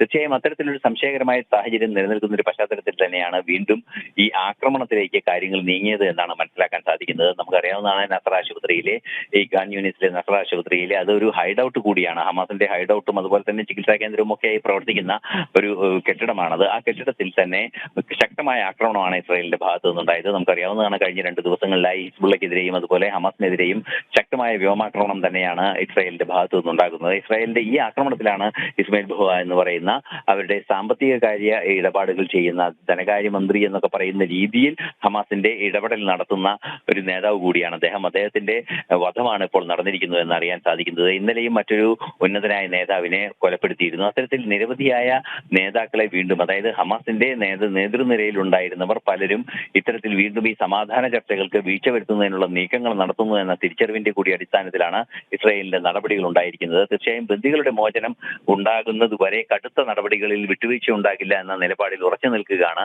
Benjamin Netanyahu. അതുകൊണ്ട് തന്നെ തുടർന്നും ഇത്തരത്തിലുള്ള നീക്കങ്ങൾ ഉണ്ടാകാനുള്ള സാധ്യത ഒട്ടും തള്ളിക്കളയാനാവില്ല. ഏറെ ഗൗരവമർഹിക്കുന്ന ഒരു വിഷയം, ആദ്യഘട്ടം വെടിനിർത്തൽ അവസാനിച്ചതിന് ശേഷം വീണ്ടും ആ ആദ്യഘട്ടം തന്നെ ദീർഘിപ്പിക്കുകയും രണ്ടാം ഘട്ടത്തിലേക്ക് കടക്കാൻ സാധിക്കാതിരിക്കുകയും ചെയ്തൊരു സാഹചര്യം, അതായത് പൂർണ്ണമായ സൈനിക പിന്മാറ്റം അസാധ്യമാവുകയും ചെയ്തൊരു സാഹചര്യത്തിലാണ് ഈ ഗാസയുടെ പുനർനിർമ്മാണം ഉൾപ്പെടെയുള്ള 3ാം ഘട്ടം സന്നിഗ്ധാവസ്ഥയിലേക്ക് പോകുന്ന ഒരവസ്ഥയിൽ എത്തിയിരിക്കുന്നത്. ഇത് എങ്ങനെയാണ് കൈകാര്യം ചെയ്യേണ്ടത് എന്ന് സംബന്ധിച്ചുള്ള കൂലങ്കഷമായ ചിന്തകളിലാണ് ലോകരാഷ്ട്രങ്ങളെല്ലാം തന്നെ ഉള്ളത് എന്നതാണ് ഇപ്പോൾ അറിയാൻ സാധിക്കുന്ന ഏറ്റവും പുതിയ വിവരം. ശരിയായി സർ. ഇനി കോഴിക്കോട് ഈങ്ങാപ്പുഴ ഷിബില കൊലക്കേസ്, ഭർത്താവ് യാസറിന്റെ കസ്റ്റഡി ആവശ്യപ്പെട്ടുള്ള ഹർജി കോടതി ഇന്ന് പരിഗണിക്കും. 5 ദിവസത്തേക്ക് കസ്റ്റഡി ആവശ്യപ്പെട്ടാണ് അന്വേഷണ സംഘം നേരത്തെ താമരശ്ശേരി മജിസ്ട്രേറ്റ് കോടതിയിൽ അപേക്ഷ സമർപ്പിച്ചത്. പ്രതിയെ കസ്റ്റഡി ലഭിച്ചാൽ കൃത്യം നടന്ന സ്ഥലത്തെത്തിച്ച് തെളിവെടുപ്പ് ഉൾപ്പെടെ നടത്താനാണ് അന്വേഷണ സംഘത്തിന്റെ തീരുമാനം. ദിസ്ന സുരേഷ് ചേർന്നു. ദിസ്ന, വിവരങ്ങൾ.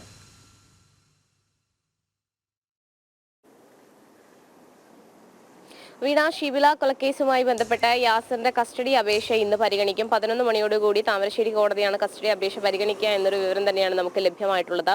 5 ദിവസത്തേക്കാണ് അന്വേഷണ സംഘം കസ്റ്റഡി അപേക്ഷ വെച്ചിട്ടുള്ളത്. നമുക്കറിയാം, ഈ കേസുമായി ബന്ധപ്പെട്ട് ഷിബില 18-ാം തീയതി തന്നെ ഈ താമരശ്ശേരി പോലീസിൽ പരാതി നൽകിയിട്ടും യാതൊരു തരത്തിലുള്ള നടപടിയും, അതായത് പോലീസിൽ വലിയ രീതിയിൽ വീഴ്ച ഉണ്ടായിട്ടുണ്ട് എന്നൊരു കാര്യം വ്യക്തമായിട്ടുണ്ട്. അതുകൊണ്ട് തന്നെ ഗ്രേഡ് എസ് ഐക്ക് സസ്പെൻഷൻ കിട്ടിയ ഒരു സാഹചര്യമാണ് നിലവിലുള്ള. അത്തരത്തിൽ പോലീസിന്റെ വലിയൊരു അനാസ്ഥ കൂടി നാട്ടുകാർക്കിടയിൽ വലിയ രീതിയിൽ ചൂണ്ടിക്കാട്ടുന്ന ഒരവസ്ഥയാണ് ഈ കേസുമായി ബന്ധപ്പെട്ടുള്ളത്. ഈ യാസറിനെ കസ്റ്റഡിയിൽ ലഭിക്കുകയാണെങ്കിൽ 5 ദിവസത്തേക്കാണ് കസ്റ്റഡി അപേക്ഷ നൽകിയിരിക്കുന്നത്. ലഭിക്കുകയാണെങ്കിൽ ഈ കത്തി ഉൾപ്പെടെയുള്ള, അതായത് കൊല്ലാൻ ഉപയോഗിച്ച കത്തി ഉൾപ്പെടെ എവിടെ നിന്ന് വാങ്ങി എന്നത് കണ്ടെത്തേണ്ടതുണ്ട്. മാത്രമല്ല സ്ഥലത്തെത്തി തെളിവെടുപ്പ് നടത്തുമെന്ന് തന്നെയാണ് അന്വേഷണ സംഘത്തിൽ നിന്നും നമുക്ക് ലഭ്യമായിട്ടുള്ള വിവരം. എന്തായാലും 5 ദിവസത്തേക്കാണ് അന്വേഷണ സംഘം കസ്റ്റഡി അപേക്ഷ നൽകിയിരിക്കുന്നത്. 11 മണിയോടുകൂടി കോടതി ഈ കസ്റ്റഡി അപേക്ഷ പരിഗണിക്കുമെന്ന് തന്നെയാണ് നമുക്ക് അറിയാൻ സാധിച്ചിട്ടുള്ളത്. വീണ, ശരി ദിസ്ന. അങ്ങനെ പിരിമുറുക്കമുള്ള വാർത്തകൾക്കിടയിൽ ഇനി ഒരല്പം വസന്തം കണ്ടുവരാം. ഇടുക്കിയിലെ ഹൈറേഞ്ച് മേഖലകളിൽ ഇത് കാപ്പിച്ചെടികൾ പൂക്കുന്ന കാലമാണ്. പുലർകാലത്തുള്ള തണുത്ത കാറ്റിൽ കാപ്പിപ്പൂ മണം ഒഴുകിയെത്തും. കനത്ത ചൂടിന് വിരാമം വിട്ട് വേനൽ മഴ എത്തിയതോടെയാണ് കാപ്പിച്ചെടികൾ കൂട്ടത്തോടെ പൂത്തു തുടങ്ങിയത്. പച്ചപ്പിന് നടുവിൽ കൂട്ടത്തോടെ പൂക്കുന്ന വെള്ളപ്പൂക്കളുടെ വസന്തം കണ്ടുവരാം.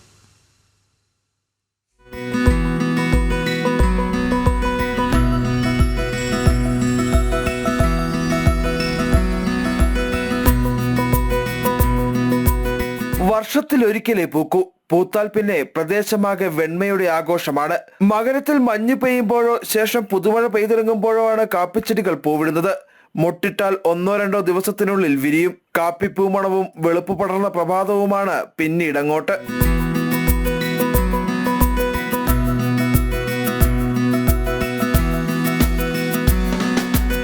ഇരുട്ടിന്റെ മറ പറ്റിയാണ് കാപ്പിച്ചെടികൾ പൂക്കാറ്. അതുകൊണ്ടാണ് പൂക്കൾക്ക് ഇത്രയും ഗന്ധവും നിറവും. നീണ്ടു വണ്ണം കുറഞ്ഞ കമ്പുകളിൽ ഇടവിട്ട് ചെണ്ടായി പൂ വിരിയും. ഒരു കമ്പിൽ തന്നെ 10-15 കുല പൂക്കൾ ഉണ്ടാകും. വിരിയുന്ന അന്ന് മാത്രമേ പൂക്കൾക്ക് വെണ്മയുടെ പൂർണ്ണ തേജസ് കാണൂ. 2-ാം ദിവസമാകുമ്പോഴേക്കും പൂക്കൾ വാടിത്തുടങ്ങും. തൊട്ടടുത്ത ദിവസങ്ങളിൽ കരിഞ്ഞുണങ്ങി അടുത്ത ഘട്ടത്തിന് വഴിമാറും.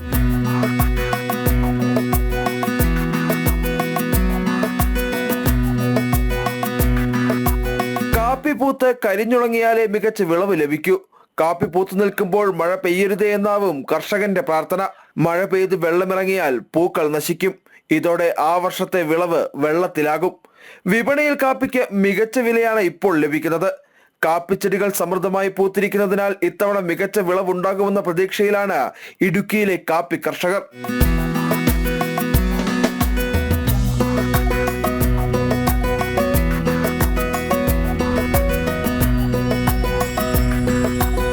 ജനം, ഇടുക്കി.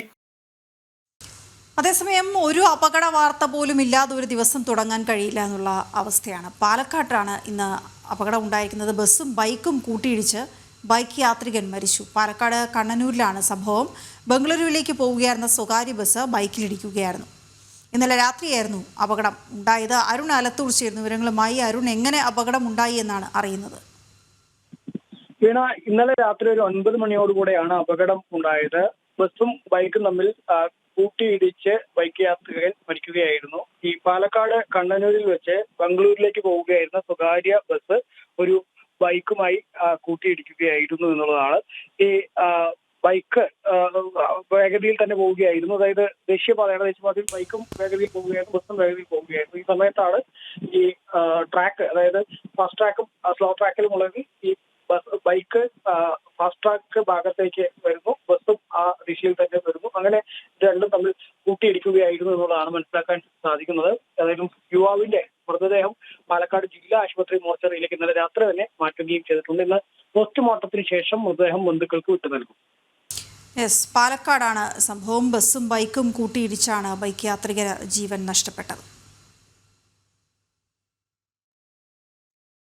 നാട്ടാന പരിപാലനവുമായി ബന്ധപ്പെട്ട് സ്വമേധയാ സ്വീകരിച്ച ഹർജി ഹൈക്കോടതിയുടെ പ്രത്യേക ഡിവിഷൻ ബെഞ്ച് ഇന്ന് പരിഗണിക്കും. ജസ്റ്റിസുമാരായ doctor AK Jayasankaran Nambiar, P Gopinath എന്നിവർ ഉൾപ്പെട്ട ബെഞ്ചാണ് ഹർജി പരിഗണിക്കുന്നത്. ആന എഴുന്നള്ളിപ്പ് സംബന്ധിച്ച ഹർജികളിൽ ഹൈക്കോടതിയിലും സുപ്രീം കോടതിയിലും വസ്തുതകൾ മറച്ചുവെച്ചെന്ന ആക്ഷേപത്തിൽ ഹർജിക്കാരുടെ അഭിഭാഷകർ മറുപടി നൽകും. കഴിഞ്ഞ തവണ ഹർജി പരിഗണിക്കവേ ഹൈക്കോടതി ഉന്നയിച്ച ചോദ്യങ്ങൾക്ക് സർക്കാരും മറുപടി നൽകും. റോഡ് അപകടങ്ങളിൽപ്പെടുന്നവർക്ക് പ്രഥമ ശുശ്രൂഷ ഉറപ്പുവരുത്തുക എന്ന ലക്ഷ്യത്തോടെ ദേശീയപാത അതോറിറ്റിയുമായി ചേർന്ന് ഫരീദാബാദ് അമൃത ഹോസ്പിറ്റൽ പരിശീലന ശില്പശാല സംഘടിപ്പിച്ചു. Neuro critical care senior consultant doctor Gaurav കർക്കറിന്റെ നേതൃത്വത്തിൽ 50-ലേറെ ആംബുലൻസ് ഡ്രൈവർമാർക്ക് പരിശീലനം നൽകി. അപകടങ്ങളിൽ പരിക്കേൽക്കുന്നവർക്ക് അടിയന്തര വൈദ്യസഹായം ഉറപ്പാക്കാൻ ദേശീയപാത അതോറിറ്റി അമൃത ആശുപത്രിയുമായി ചേർന്ന് ധാരണാപത്രത്തിൽ ഒപ്പുവെച്ചു. റോഡപകടങ്ങൾ ഗണ്യമായി കുറയ്ക്കാൻ പദ്ധതി ഗുണം ചെയ്യുമെന്ന് കേന്ദ്ര ഉപരിതല ഗതാഗത വകുപ്പ് സഹമന്ത്രി അജയ് തംഡ പറഞ്ഞു. समय एक्सीडेंट होता है, उसी समय सीधे हॉस्पिटल के संपर्क में आकर लाखों लोगों का जीवन हम बचा सकते हैं पूरे देश भर में. और इसलिए आज ये एक MOU साइन के माध्यम से सबको ट्रेन करने का हमारे डिपार्टमेंट के हमारे से संबंधित सभी जो जुड़े हुए रोड नेटवर्क से हैं उन सभी को ट्रेनिंग अमृता हॉस्पिटल के माध्यम से मिलेगी. और जो भी एक्सीडेंट होंगे उन एक्सीडेंट के कारण से जितने भी दिल्ली NCR जो लगा हुआ क्षेत्र है उन सभी क्षेत्रों के अंदर भी अपने इस अमृता हॉस्पिटल के माध्यम से उनको निःशुल्क इलाज की सुविधा करने का विजन. और ये MOU के माध्यम से हमारे जो वर्कर है उनको ट्रेनिंग करने का प्रोविजन, जो भी ट्रेनिंग का समय लगेगा वो समय पूरे तरीके से निःशुल्क देने का काम अमृता हॉस्पिटल के माध्यम से होने जा रहा है. നടുവൊടിഞ്ഞ ആരോഗ്യ കേരളത്തിന്റെ ഒന്നാമത്തെ ഉദാഹരണമാണ് തിരുവനന്തപുരം മെഡിക്കൽ കോളേജ്. അടിക്കടി ഉണ്ടാകുന്ന അപകടങ്ങളും അടിസ്ഥാന സൗകര്യങ്ങളുടെ അപര്യാപ്തതയും ഈ ആരോഗ്യ കേന്ദ്രത്തെ ശ്വാസം മുട്ടിക്കുന്നു. കെടുകാര്യസ്ഥത നിറഞ്ഞ ആശുപത്രി മാനേജ്മെന്റും ആരോഗ്യവകുപ്പുമാണ് മെഡിക്കൽ കോളേജിന്റെ ഇന്നത്തെ അവസ്ഥയ്ക്ക് ഉത്തരവാദികൾ. ഇത് തെക്കൻ കേരളത്തിലെ ഏറ്റവും പ്രധാനപ്പെട്ട ആരോഗ്യ കേന്ദ്രം. പരാതികളും പരാധീനതകളും മാത്രമുള്ള തിരുവനന്തപുരം മെഡിക്കൽ കോളേജ്. പൊട്ടിത്തെറിക്കുന്ന ഓക്സിജൻ സിലിണ്ടറുകൾ, പാതി വഴിയിൽ നിലയ്ക്കുന്ന ലിഫ്റ്റുകൾ, കാര്യമില്ലാത്ത കാത്ത് ലാബുകൾ. ആള് കൂടിയാൽ ഇവിടെ കിടക്കാൻ ബെഡുകളില്ല, ചികിത്സിക്കാൻ ആരോഗ്യ പ്രവർത്തകരില്ല. ഒരു കാലത്ത് ലോകോത്തരമെന്ന് അവകാശപ്പെട്ട തിരുവനന്തപുരം മെഡിക്കൽ കോളേജിന് ഇതെന്തുപറ്റി? ജനം TV അന്വേഷിക്കുന്നു.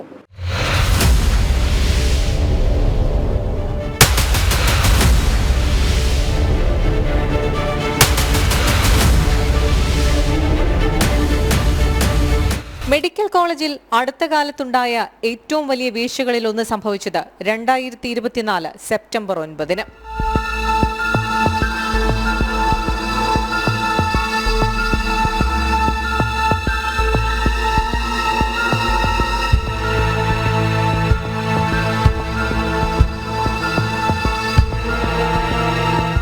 വൈദ്യുത പാനൽ തകരാർ മൂലം SAT പൂർണ്ണമായും ഇരുട്ടിലായത് മണിക്കൂറുകളോളം.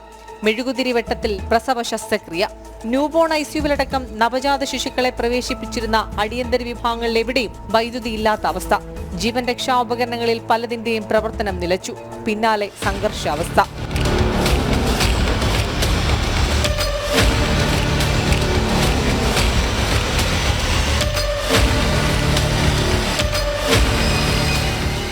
അതുപോലെ നമുക്ക് SATയിലാണെങ്കിൽ അവിടെ കറണ്ട് ഇല്ലാതെ പോയപ്പോൾ ജനറേറ്റർ പോലും പ്രവർത്തിക്കാതെ ഗർഭിണികൾ, കുട്ടികൾ ഉൾപ്പെടെ നരകയാതനയാണ് അനുഭവിക്കേണ്ടി വന്നത്.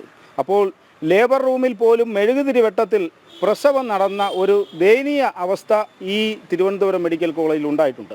പത്തോളജി ലാബിൽ പരിശോധനയ്ക്കായി ശേഖരിച്ച മനുഷ്യ ശരീരഭാഗങ്ങൾ ആക്രിക്കാരൻ എടുത്തുകൊണ്ടുപോകുന്ന കേട്ടുകേൾവിയില്ലാത്ത സുരക്ഷാ വീഴ്ചയും തിരുവനന്തപുരം മെഡിക്കൽ കോളേജിന്റെ മാത്രം ചരിത്രമാണ്. താൽക്കാലിക ജീവനക്കാരനെ സസ്പെൻഡ് ചെയ്തു എന്നതിനപ്പുറത്തേക്ക് സാമ്പിൾ ശേഖരണത്തിലും ട്രാൻസ്പോർട്ടേഷനിലും കർശന മാനദണ്ഡങ്ങൾ കൊണ്ടുവരാൻ പോലും അധികൃതർ തയ്യാറായില്ല.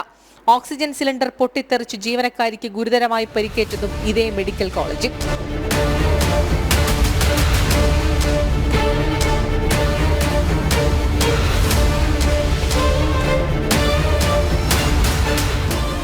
മെഡിക്കൽ കോളേജിലെ അത്യാഹിത വിഭാഗത്തിലെത്തുന്നവരുടെ ആരോഗ്യാവസ്ഥ എന്താണെങ്കിലും മുകളിലത്തെ നിലയിലേക്ക് പോകണമെങ്കിൽ നടക്കുകയോ അല്ലെങ്കിൽ സ്ട്രെച്ചറിലോ വീൽ ചെയറിലോ കൊണ്ടുപോവുകയോ വേണം. മെഡിക്കൽ കോളേജിലെ കാലാവധി കഴിഞ്ഞ ലിഫ്റ്റുകളെല്ലാം അപകടക്കെണികളാണ്. പാതി വഴിയിൽ നിലയ്ക്കുന്നതും വെള്ളം ചോരുന്നതും പതിവ് കാഴ്ച.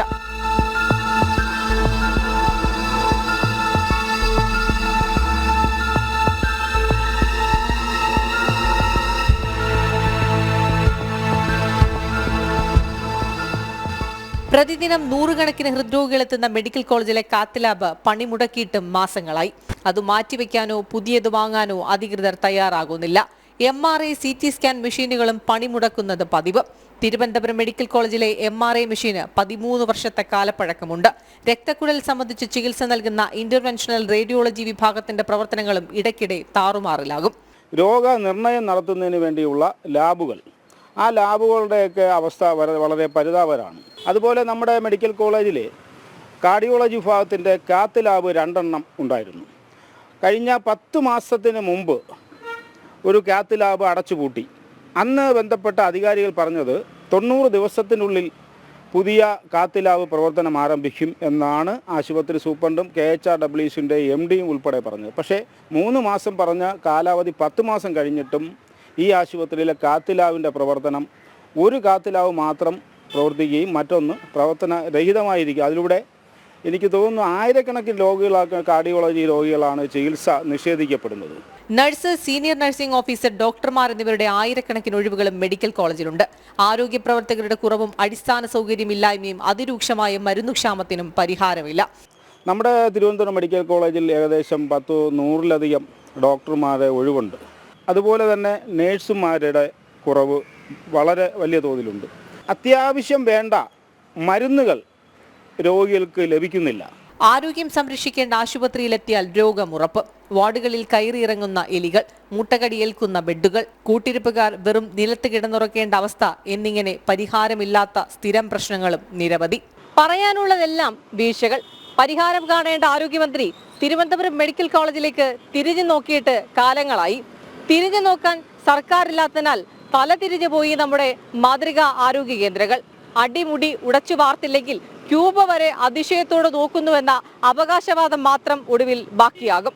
തിരുവനന്തപുരം മെഡിക്കൽ കോളേജിൽ നിന്നും ക്യാമറമാൻ അനീഷ് കാട്ടാക്കടയ്ക്കൊപ്പം രശ്മി കാർത്തിക, ജനം. നടുവൊടിഞ്ഞ ആരോഗ്യ കേരളത്തിൽ ഈ ഒരു വാർത്ത മാത്രമല്ല പങ്കുവയ്ക്കാനുള്ളത്. ഇനി വരുന്നത് പാലക്കാട് ഒറ്റപ്പാലം താലൂക്ക് ആശുപത്രിയിൽ നിന്നാണ്. അവിടെ ആവശ്യത്തിന് ഡോക്ടർമാരില്ല എന്നുള്ളതാണ് പരാതി. OP സേവനവും സ്പെഷ്യാലിറ്റി സേവനങ്ങളും ഉൾപ്പെടെ കൃത്യമായി ലഭിക്കുന്നില്ല എന്നാണ് പരാതി ഉയരുന്നത്. ഒറ്റപ്പാലം താലൂക്ക് ആശുപത്രിയിൽ കഴിഞ്ഞ കുറച്ച് ദിവസമായി ഡോക്ടർമാരുടെ സേവനം കൃത്യമായി ലഭിക്കുന്നില്ല എന്നാണ് നാട്ടുകാരുടെ പരാതി. നിരന്തരം ലഭിച്ചിരുന്ന OP ലിസ്റ്റും ഇപ്പോൾ കൃത്യമായി ലഭിക്കുന്നില്ലെന്ന് നാട്ടുകാർ ആരോപിക്കുന്നു. സ്പെഷ്യാലിറ്റി ഡോക്ടർമാർ ഉൾപ്പെടെ 20-ലധികം ഡോക്ടർമാരും ആധുനിക സൗകര്യങ്ങളും ആശുപത്രിയിലുണ്ട്. എന്നിട്ടും സേവനം ലഭിക്കുന്നില്ല എന്നാണ് നാട്ടുകാർ പരാതിപ്പെടുന്നത്. വൈകുന്നേരം കാഷ്വാലിറ്റിയിൽ വരുന്ന രോഗികളെ നോക്കാൻ ആകെ ഒരു ഡോക്ടർ ഉണ്ടാവുള്ളൂ. കാഷ്വാലിറ്റി ഫുള്ള് തിരക്കായിരിക്കും. ഇവർ OP ടിക്കറ്റ് എടുത്തിട്ട് വീണ്ടും സ്വകാര്യ ആശുപത്രികൾക്കാണ് പോകുന്നത്. നമ്മളിവിടുന്ന് ഏറ്റവും കൊണ്ട് അടുത്തുള്ള സ്വകാര്യ ആശുപത്രികൾക്ക് ഇവിടുത്തെ കാഷ്വാലിറ്റിയിൽ അത്ര തിരക്കായിരിക്കും. അത് നോക്കില്ല. വൈകുന്നേരമായോ 1-2 എമർജൻസി കേസുകൾ കൂടുതൽ വരുന്ന സമയമാണ്. അപ്പോൾ 1-2 ഡോക്ടർമാരെ വെക്കണമെന്ന് ഇവിടെ ഇവിടെ ഒരുപാട് രാഷ്ട്രീയ പാർട്ടികൾ സമരം ചെയ്യുകയും പ്രതിഷേധം രേഖപ്പെടുത്തുകയൊക്കെ ചെയ്തു. ഇതുവരെ അതിനൊരു പരിഹാരം കണ്ടെത്തിയിട്ടില്ല. അത്യാഹിത വിഭാഗത്തിൽ എത്തുന്ന രോഗികളെ പ്രാഥമിക ചികിത്സ പോലും നൽകാതെ സ്വകാര്യ ആശുപത്രികളിലേക്ക് റഫർ ചെയ്യുകയാണെന്നും നാട്ടുകാർ ആരോപിക്കുന്നു. സാധാരണക്കാർക്ക് ആശ്രയമാകേണ്ട താലൂക്ക് ആശുപത്രിയിൽ ചികിത്സ തേടിയെത്തുന്നവർക്ക് വലിയ ബുദ്ധിമുട്ടാണ് ഡോക്ടർമാരുടെ കുറവ് മൂലം നേരിടേണ്ടി വരുന്നത്. കൂടാതെ കിടത്തി ചികിത്സ ഉൾപ്പെടെ ലഭിക്കുന്നില്ലെന്നും നാട്ടുകാർ പരാതിപ്പെടുന്നുണ്ട്. ജനം, പാലക്കാട്. ഇനി പോകുന്നത് മലബാറിലേക്കാണ്. മലബാറിലെ രോഗികളുടെ ഏക ആശ്രയമാണ് കോഴിക്കോട് മെഡിക്കൽ കോളേജ്. പക്ഷെ അവിടെ മെഡിക്കൽ കോളേജ് ആശുപത്രി ദുരിതക്കയത്തിലാണ്. കോടികളുടെ കുടിശ്ശികയുണ്ട്, ജീവനക്കാരുടെ ക്ഷാമവുമുണ്ട്. ഇത് മാത്രമല്ല, ചികിത്സാ പിഴവ് ആരോപണങ്ങളും തുടർക്കഥയാണ്. പരിതാപകരമായ അവസ്ഥയാണ് ഇവിടെ. ഇതോടെ വലയേണ്ടി വരുന്നത് രോഗികളും കൂട്ടിരിപ്പുകാരും. കേരളത്തിന്റെ ആരോഗ്യരംഗം എവിടെ എത്തി നിൽക്കുന്നു എന്ന ചോദ്യത്തിനുള്ള ഉത്തരമാണ് കോഴിക്കോട് മെഡിക്കൽ കോളേജിന്റെ അവസ്ഥ. അക്ഷരാർത്ഥത്തിൽ പറഞ്ഞാൽ തികച്ചും വെന്റിലേറ്ററിലാണ് കോഴിക്കോട് മെഡിക്കൽ കോളേജ്. 1959 ഉദ്ഘാടനം ചെയ്യപ്പെട്ടതിനു ശേഷം മുൻപൊരിക്കലും ഉണ്ടായിട്ടില്ലാത്ത പ്രതിസന്ധിയിലൂടെയാണ് കോഴിക്കോട് മെഡിക്കൽ കോളേജ് കടന്നുപോകുന്നത്. ഒടിഞ്ഞു തൂങ്ങിയ കൈയുമായി എത്തിയ രോഗിക്ക് ശസ്ത്രക്രിയ നടത്താൻ ആശുപത്രിയിൽ ആവശ്യമായ ശസ്ത്രക്രിയാ ഉപകരണങ്ങൾ ഉണ്ടായിരുന്നില്ല. ശസ്ത്രക്രിയാ ഉപകരണങ്ങൾ വിതരണം ചെയ്ത കരാർ കമ്പനിക്ക് നൽകാനുള്ള കുടിശ്ശിക 6 കോടിയാണ്. ന്യായവില സ്റ്റോറിന് മുന്നിൽ മരുന്നിന്റെ കുറിപ്പടിയുമായി കാത്തുനിന്ന് നിരാശയോടെ മടങ്ങേണ്ടി വരുന്നവർ, ഡയാലിസിസിന് മരുന്നില്ലാത്തതിന്റെ പേരിൽ പ്രതിസന്ധിയിലായ വൃക്കരോഗികൾ, ഇംപ്ലാന്റും അനുബന്ധ സാധനങ്ങളും ലഭിക്കാത്തതിനാൽ ഓർത്തോ വിഭാഗത്തിൽ വിവിധ ശസ്ത്രക്രിയകൾ മുടങ്ങിയിട്ട് ആഴ്ചകളാകുന്നു. മരുന്ന് വിതരണക്കാർക്ക് നൽകാനുള്ള കുടിശ്ശിക 65 കോടിയാണ്. അടിസ്ഥാന സൗകര്യങ്ങളുടെ വികസനത്തിനെന്ന് പറഞ്ഞാണ് ഒറ്റയടിക്ക് OP ടിക്കറ്റിന് 10 രൂപ വർദ്ധിപ്പിച്ചത്. പക്ഷെ അപ്പോഴും പ്രവർത്തനരഹിതമായ ക്യാൻസർ വാർഡിലെ ലിഫ്റ്റ് ഇപ്പോഴും തകരാറിലാണ്. രോഗികൾക്ക് മാത്രമല്ല ഡോക്ടർമാർക്കുമുണ്ട് പ്രശ്നങ്ങൾ. മുടങ്ങിയ സ്റ്റൈപ്പൻഡ് അനുവദിക്കാൻ അവർക്കും സമരമിരിക്കേണ്ടി വന്നു. ഈ മാസം ഇത്രയും സ്റ്റൈപ്പൻഡ് ചെയ്ത് 18-ാം തീയതി ഇത് ഇപ്പോഴും നമുക്ക് സ്റ്റൈപ്പൻഡ് കിട്ടാത്തത് വളരെയധികം നമ്മുടെ ജൂനിയർ റെസിഡന്റുമാരൊക്കെ അത് കഷ്ടത്തിൽ ആർത്തിരിക്കുകയാണ്. വയറ്റിൽ കത്രിക കുടുങ്ങിയ ഹർഷിനെയും ഓപ്പറേഷൻ കഴിഞ്ഞ് അർദ്ധബോധാവസ്ഥയിലുള്ള യുവതിയെ പീഡനത്തിനിരയാക്കിയതും തുടങ്ങി മലയാളിക്ക് ലജ്ജിച്ച് തലകുണിക്കേണ്ടി വന്ന അവസ്ഥയും ആശുപത്രിയിൽ ഉണ്ടായിട്ടുണ്ട്. ഡോക്ടർമാർ കുറ്റക്കാരാണെന്ന് കണ്ടെത്തിയിട്ടും നീതിക്ക് വേണ്ടി ഹർഷിനെ ഇപ്പോഴും പൊരുതുകയാണ്. പേരാമ്പ്ര കൂത്താളി സ്വദേശി രജനി മരിച്ചത് കൃത്യമായ ചികിത്സ ലഭിക്കാത്തതിനെ തുടർന്നാണെന്ന പരാതിയുമായി കുടുംബം രംഗത്ത് വന്നിട്ടും അധികം നാളുകളായിട്ടില്ല. 4 വയസ്സുകാരിയുടെ വിരലിന് പകരം നാവിന് ശസ്ത്രക്രിയ നടത്തിയതും പിഴവ് വരുത്തിയ ഡോക്ടറെ സസ്പെൻഡ് ചെയ്തതും ഇതേ മെഡിക്കൽ കോളേജിലാണ്. അടിയന്തര ശസ്ത്രക്രിയ ലഭിക്കാതെ യുവാവ് അബോധാവസ്ഥയിലായ സംഭവത്തിൽ മനുഷ്യാവകാശ കമ്മീഷന്റെ ഇടപെടൽ പോലും ഉണ്ടായിട്ടുണ്ട്. ചികിത്സാ പിഴവ് ആരോപണങ്ങൾ ഇങ്ങനെ തുടർക്കഥയാവുകയാണ്. എന്റെ ഭാര്യയ്ക്ക് ഓപ്പറേഷൻ കഴിഞ്ഞ് ഞങ്ങൾ വീട്ടിൽ പോയതാ. ഓപ്പറേഷൻ കഴിഞ്ഞ് പോയിട്ട് ഈ പള്ള ഇങ്ങനെ കീറിയിട്ട് 3-4 മുഴ എടുക്കുമായിരുന്നു. അത് കഴിഞ്ഞിട്ട് വീട്ടിൽ ചെന്ന് ഒരാഴ്ച കഴിഞ്ഞപ്പോൾ മൊത്തത്തിൽ തളർന്നങ്ങ് വീണുപോയി. ഇവിടുന്ന് മരുന്ന് കിട്ടുന്നതെന്ന് പറഞ്ഞാൽ നമുക്ക് അകത്ത് ഫാർമസിയിൽ അകത്തുള്ളത് അവർ തരും, ആരോഗ്യനിഷ്ഠയിലുള്ളത് തരും. അത് കുറച്ച് കിട്ടും, കുറച്ച് നമ്മൾ തിരിച്ചു കൊടുക്കണം. മെഡിക്കൽ കോളേജിന്റെ വിശ്വാസ്യതയും നിലവാരവും ഉയർത്താൻ അടിയന്തര ചികിത്സ ആവശ്യമാണ്. അതിന് സർക്കാർ തന്നെ കനിയണം. ആരോഗ്യരംഗത്ത് കേരളം നമ്പർ 1 എന്ന് കൊട്ടിഘോഷിക്കുന്ന മുഖ്യമന്ത്രിയും മാധ്യമങ്ങളുടെ ചോദ്യങ്ങൾക്ക് മുന്നിൽ തട്ടിക്കയറുന്ന ആരോഗ്യമന്ത്രിയും ഇടയ്ക്കൊക്കെ ഒന്ന് കോഴിക്കോട് മെഡിക്കൽ കോളേജ് സന്ദർശിക്കുന്നത് നല്ലതാണ്. അത് ചില തിരിച്ചറിവുകൾക്കും ബോധ്യപ്പെടുത്തലുകൾക്കും വഴിവെക്കും. കോഴിക്കോട് മെഡിക്കൽ കോളേജിൽ നിന്നും ക്യാമറമാൻ ശശികുമാറിനൊപ്പം അനഘാഹർഷൻ, ജനം. ഉത്സവങ്ങളിൽ ആന എഴുന്നള്ളത്ത് കുറയ്ക്കുന്നതുമായി ബന്ധപ്പെട്ട വിഷയം ചർച്ച ചെയ്യാനായി തിരുവിതാംകൂർ ദേവസ്വം ബോർഡിന്റെ നേതൃത്വത്തിൽ യോഗം ചേരും. തിരുവനന്തപുരം നന്ദൻകോട്ടെ ദേവസ്വം ബോർഡ് ആസ്ഥാനത്ത് വെച്ചാകും ചർച്ച. യോഗത്തിൽ വിവിധ തന്ത്രി സമൂഹവും പങ്കെടുക്കും. തിരുവിതാംകൂർ ദേവസ്വം ബോർഡിന്റെ കീഴിലുള്ള 1300ഓളം വരുന്ന ക്ഷേത്രങ്ങളിൽ ഉത്സവ ആചാരങ്ങളിൽ നിന്ന് ആനയെ ഒഴിവാക്കാനാണ് തീരുമാനം. ഇത് സംബന്ധിച്ച് അഖില കേരള തന്ത്രി സമാജം, തന്ത്രവിദ്യാപീഠം, താഴമൺ മഠം എന്നിവിടങ്ങളിലെ തന്ത്രി സമൂഹത്തിന്റെ അഭിപ്രായം യോഗത്തിൽ തേടും. ആനയ്ക്ക് പകരം ജീവത, രഥം, ദേവവാഹനം എന്നിവ ഉപയോഗിക്കുന്നത് പരിഗണിക്കാനാണ് ബോർഡ് ആലോചിക്കുന്നത്. എന്നാൽ പള്ളിവേട്ട, ആറാട്ട് എന്നീ ക്ഷേത്രാചാര ചടങ്ങുകൾക്ക് ആന ആകാം എന്നും ബോർഡ് നിർദ്ദേശിച്ചിരുന്നു.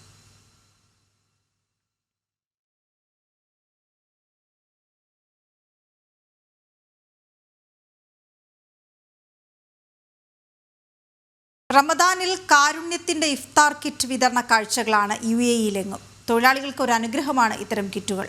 അതേസമയം ദുബായ് അൽഖൂസ് ലേബർ ക്യാമ്പിലെ ഇഫ്താർ കിറ്റ് വിതരണം വ്യത്യസ്തമാണ്. ഒരു കൂട്ടം ഭിന്നശേഷിക്കാരായ കുട്ടികളും സ്ത്രീകളുമാണ് ആയിരക്കണക്കിന് തൊഴിലാളികൾക്ക് ഇഫ്താർ ഒരുക്കുന്നത്.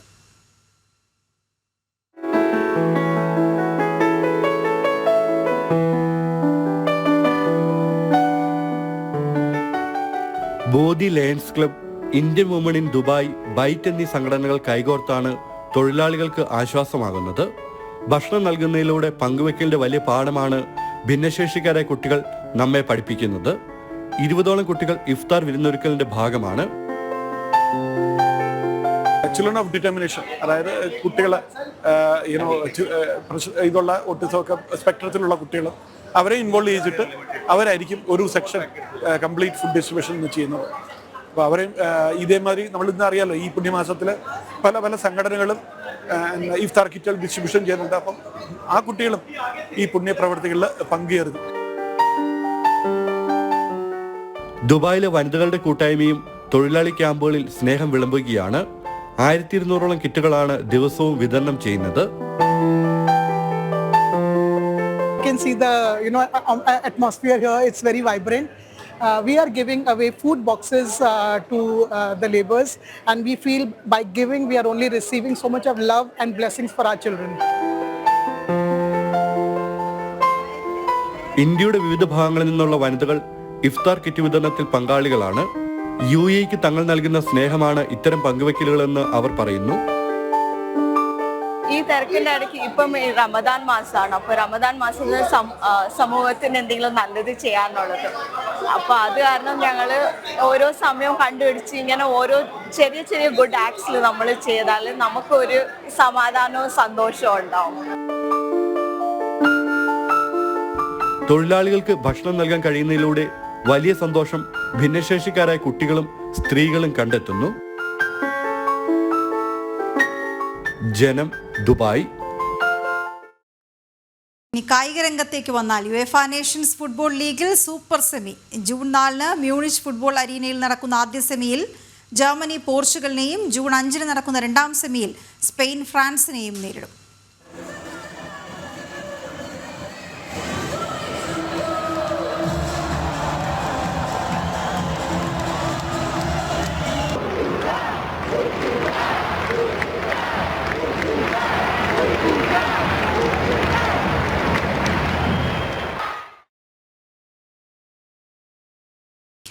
പുത്തൻപുലരിയുടെ സമയം പൂർണ്ണമാവുകയാണ്. ചെറിയ ഇടവേളയ്ക്ക് ശേഷം ലൈവ് റിപ്പോർട്ട്സിൽ ദൃശ്യ ചേരും. നമസ്തേ.